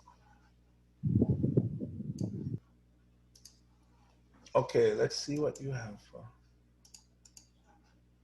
Oh, I didn't open it. Oh, ew, oh, oh.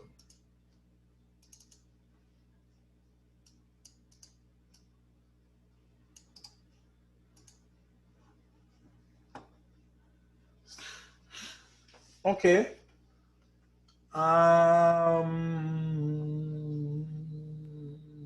Okay, it's like everything else is covered by mist. Okay. Actually, so there's another one at it's on the light and it also. Oh yeah, yeah, yeah.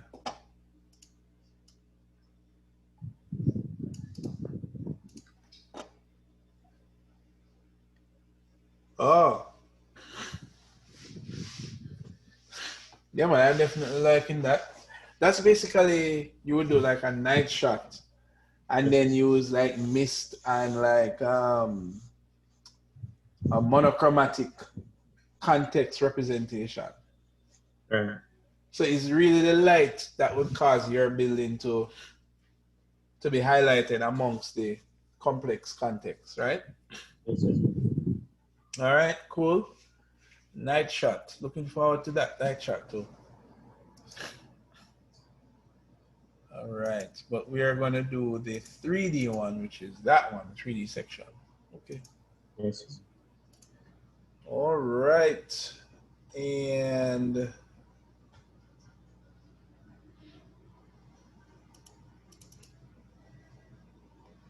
let's look at the last one.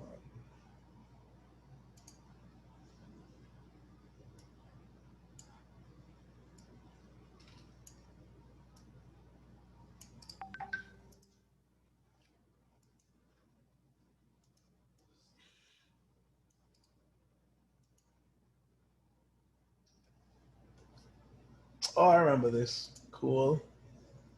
Hold on. So you're trying to decide which one? I wasn't sure in terms of the three-dimensional X-ray aspect. I mean, I like all of them. I like this because it's super interesting. I think this is an interesting effect because it has realistic soft shadows, but then it is monochrome with an outline. So that's an interesting mix. This one is like a straightforward. I mean, this is almost as typical because you could basically do this in Revit right off the bat. You know, I like the fact that it's like this is a cross section here in the XY axis, but then they give you the Z axis as well in one drawing. Usually it just ends with a plan, but in this case it ends with a cross section. You see? Yes, sir. So I think that is the interesting thing with this. But I don't know. I mean, I would go for this one. You know, because I think well, all of them is good. I don't know. Yeah. I like this one. So it's up to you. A shot, sir. Say again? I'll give this one a shot. Well, which one you went to do first for the presentation? Oh, the section. The section. Okay, cool. Let's take the section. All right, good. Alrighty. And next on the list we have Scott. Hold on, I have some new people that popped in a while ago. Hi. How are you doing? Sir, you're getting feedback like an echo. I getting what? Like an echo. You can be with the Administrator General's department. Oh, I'm getting that. Oh, so you're hearing that echo? No? Yes, sir. Everybody that comes on, I'm hearing an echo, and I wasn't hearing it before. You can also visit our Western office at the National Housing Trust building at 42B Union Street. Hold on. Okay, mute your mic a little bit. Let me see. Mic check, mic check. Am I echoing? No, you're not. Oh, okay. All right, good. It's the feedback from her TV, sir. Yes, yes, yes. Is it from the speaker? I think that's it. All right, Scott, what do we have here? We got that, we got this, and we have, hold on, 1, 2, 3, oh, 4.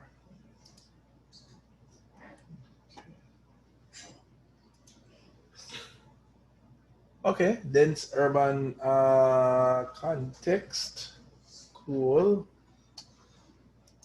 Exploded view. That's nice and simple. White and blue. Section. Bordering and too simple. Really?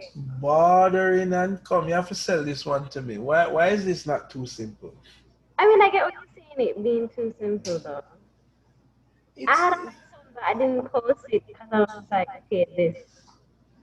It has shadows and it has soft shadows, so that will make it pass. It have a background that's faded. I mean, I will make it pass. I mean, if well, a lot of these you select things that I am assuming that you guys like and want to achieve. So I don't want to rob you of that by telling you that it's so simple. So if you really believe in it, then go for it. All right. One, so.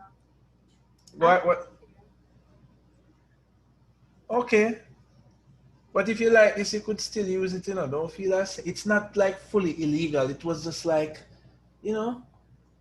it's just grade. Yeah, come on. Just because I say it's not complex don't mean that you won't get a good grade. It's either illegal or it's not legal. If it is illegal, that means that it's too simple, it doesn't fall in the right category, things like that. But once you say that this is something you want to do and we choose it, you're not going to get a lesser grade because it's not as interesting. There is no criteria for interesting. Cool? Because what might be interesting for me is not necessarily interesting for you, so I can't grade you on that. So, just make it stay, no matter, go back into that to select. Which one you want to do first? 3D context. Oh, this one. Well, remember in your case, you have one building. Yeah. So you would need to translate how this feels into that. Remember that because you have one building, in this image, these elements have different varying colors. So, you have reds, deep reds, blues, and this kind of grayish, greenish, Then you have this kind of deep gray green. So all of these colors that you're seeing here are of different objects, but you need to condense this into your one site. Mm-hmm. So the colors feel the same way. You understand? Apart from that, the context is white, so that's straightforward. Okay.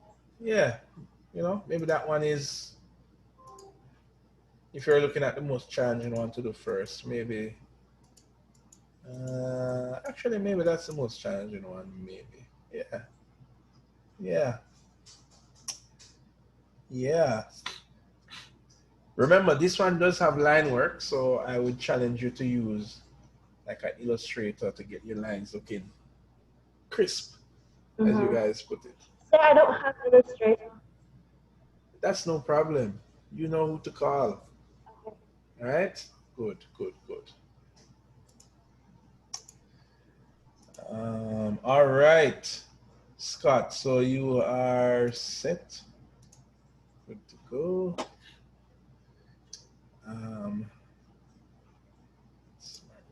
And then we have a grizzle. Is it me or is this list getting longer? I don't understand.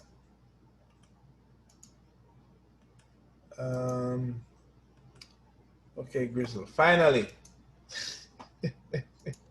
I'm gonna log out. No, I'm gonna go home. Okay.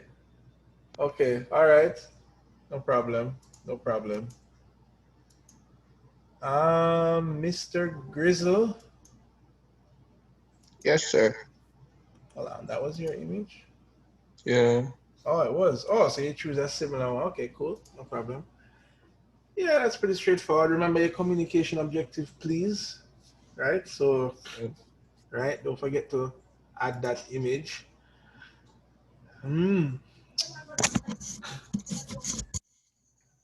Hold on, by the way, what is this highlighting? This is in a dense urban context. So what is it highlighting?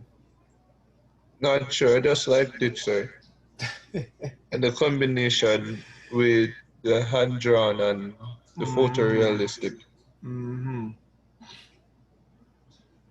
That is true. It is nice, but it has to be a legal image. So I'm afraid you will have to select one that falls under the category for that one.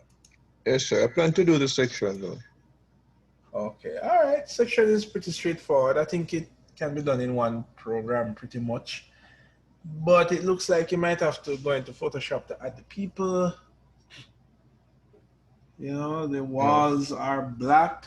It's not line work, so you don't have to worry too much about, you know, getting that crisp lines, because it's mainly just a photo, so it looks like the output is from Photoshop.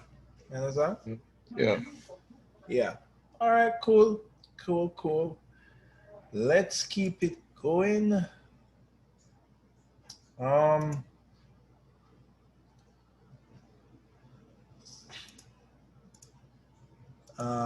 Davis, I didn't know Davis already, no? No, okay. Davis? Are you Yes, sir. okay. Yes, sir. The mic working from me. No problem. Oh, yeah, I remember you said you would choose this one. Right. Oh, this one is nice. I think you can turn on your TV. Hold on a second, sir. Daddy, can pass the remote?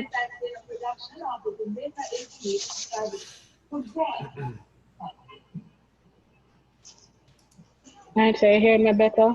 Yeah. I think this is lovely. Like this that's very interesting. Ooh, like to see we pull this one off. Well, you would definitely, I think you'd have to sandwich your building in an urban setting like this, which you're allowed to do, as long as you're not changing the building, right? You get me? Yes, sir. So you can just kind of sandwich that on both sides. The look of it though is definitely watercolor. So I'm going to propose some filters that you can do in Photoshop to get a watercolor effect.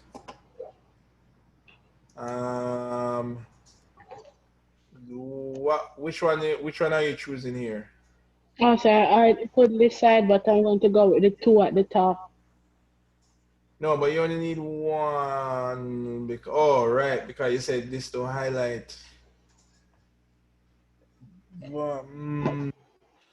So what you want to highlight when you do this? Oh, sir, the floors and the movement between the floors. Okay, all right, cool. I think you should choose that one. This one is not so bad. That's kind of straightforward, you know, white and blue. I mean, you know, you'd put this in maybe Illustrator to keep the line work with the background blue. This one,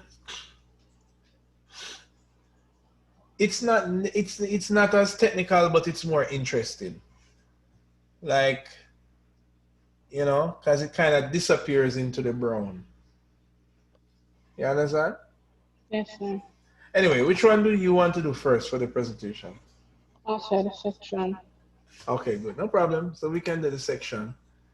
So oh, right. I remember you told me this, and you want to highlight the lights from this one in the section. Yes, sir. Yeah, I think these two go well together, and I think the yellow will work with the brown. So I think that's good. You could almost just render this straight out from the architectural program, but you do need to add context. So you might have to go in Photoshop to put in that context. All right? Yes, sir. Okay. All right. And the last person on this list we have now is what? No, we do Watson already. You just submitted an update again. Okay, good. Yes, so sir. That was just an update. yeah. Okay, good. So we are done. So what do we do next week? Next week is where I will see progress. Now remember, you're not going to start the work next week, you know. Because remember, the week after is where is the presentation, meaning you can be finished, but as I said, even if you're not finished, you can choose not to hand it in. So coming out of this class, you've selected the image that you want to mimic. We've seen a brief explanation of how best to use each program. So you guys have to actually now start the process of mimicking, right? So next class, you would have, for example, let me see. For example, let's say Candace started this one. Maybe she draw it up in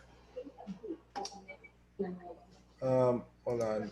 Let me mute. What happened to my okay.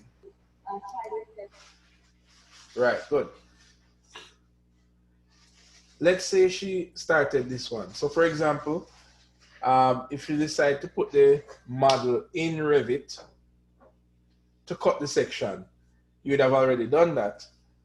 So that when you come to class now, maybe the question would be, you know, okay, I cut the building, but how do I get it into Illustrator by itself, where I have a transparent background, and then we can solve that in class. But you can't begin to start the work next week in class, or else you're going to be in trouble the following week when we just come in class to present what we have, right? So we start today, we'll follow up next week, and we'll show what we have as a presentation the following week, which will be the 21st. So you go. Right. And remember, you're only working on one mimic. So I want you guys to start working on it today. Map out what programs you're going to use and actually start using it so that we can have a conversation next week. So you can see the image of your process map maybe. The image of what? Where you outline the programs that we use. The one that you were sketching. Oh, right. Oh, you mean my workflow? Yes, Sam, can you send the video today? If I can do what? Send the video today for like me who missed the first part of the class. Yeah, man, no problem. Do you guys know where to go for the video? No. Okay, to go for the video, you guys need to go to the website and you're going to go up here to forum. So you go to forum and it will load. You do need to sign in. Where you sign in again? You would see the sign in thing up here, right? So you do, I'm signing already. So you need to sign in into anything. This is just so that when you post, we can see who posts. And then you would look for the module. So it would be Advanced Computing 1, which is not here yet. But for example, for DDM, say Zoom recordings, you would go there. So you'd see the same thing for AC1. All right? And you just go to Zoom recording and you will see it there. All right? Okay, sir. Okay. Right. You were asking about the workflow. Yeah, the workflow. We're going to talk next week about workflow. So um, the reasoning, the reasoning part of it is what I expect you to do like now. Um, but the documenting of the workflow to show at the presentation, I mean, don't worry about meaning the neat and fine version of a workflow diagram. We're going to talk about that next week. But you should start penciling out how you're going to get to the objective. Like, are you going to go into Max and then render it, then carry it into Photoshop, and then go to Illustrator? Blah, blah, blah. You try and map this out today and actually start, if it's even the first part of it. It takes some time to figure out how the model reacts to the program you want to use. You might have in your mind that I want to use SketchUp and then import the model and realize, oh, but I can't do this and I can't do that. You need to figure out all of that from today. So you need to be familiar with how the model reacts to your program. All right. I think that is it for today's class. All right. I hope it wasn't as stressful. All right. One last question, sir. Sure. What's up? For the communication objective, realize that each image then has a column of things that we can communicate. Right. You only need one. Don't forget. Well, yeah. What you asking? I was wondering if suppose someone represents structure with the section, I can't do that. Nuh-uh. Okay. Right. Structure is only for challenge 4. Okay. And I have to find an image that I'm mimicking for that then. Yes, if the one that you have before didn't do that. Right. All right. Thank you. Mm-hmm. Oh, sir, I have 2 questions, sir. Yeah, man. One, I'm not seeing a Rivet model for the building. Should be exported from. No, you're not. Right, you're not going to see a Rivet.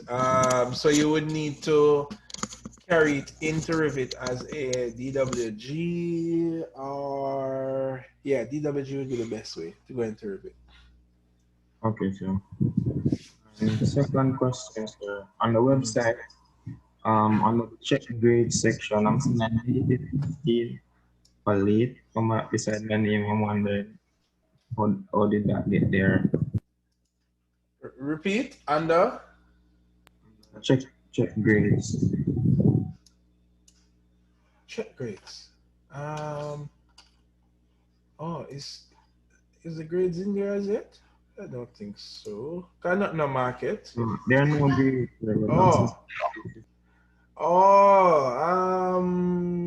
What is this? Oh, this is bonus intern. No, this shouldn't be here.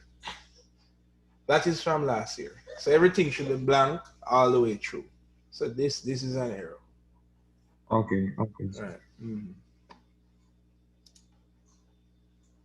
Alrighty. Any more questions?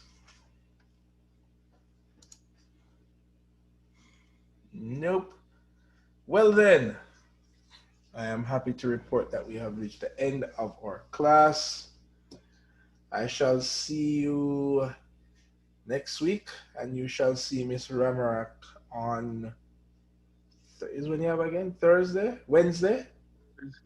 Thursday? Wednesday. Right. You have her on Wednesday. You have her on Wednesday, and remember, you don't have the practical session after, at least while we're doing assignment 1, because we do the practicals on Monday with me, and after the practicals, we will determine if we need to come to that session. Yeah, what was your question?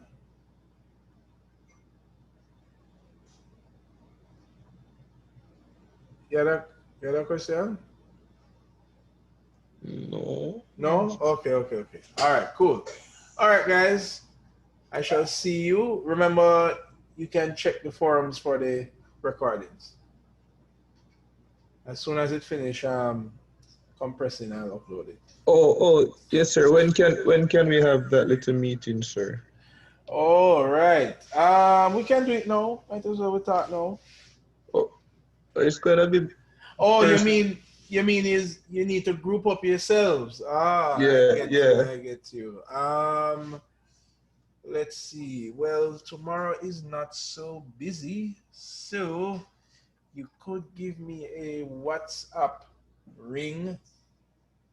How is your time tomorrow? Like afternoon, like 2.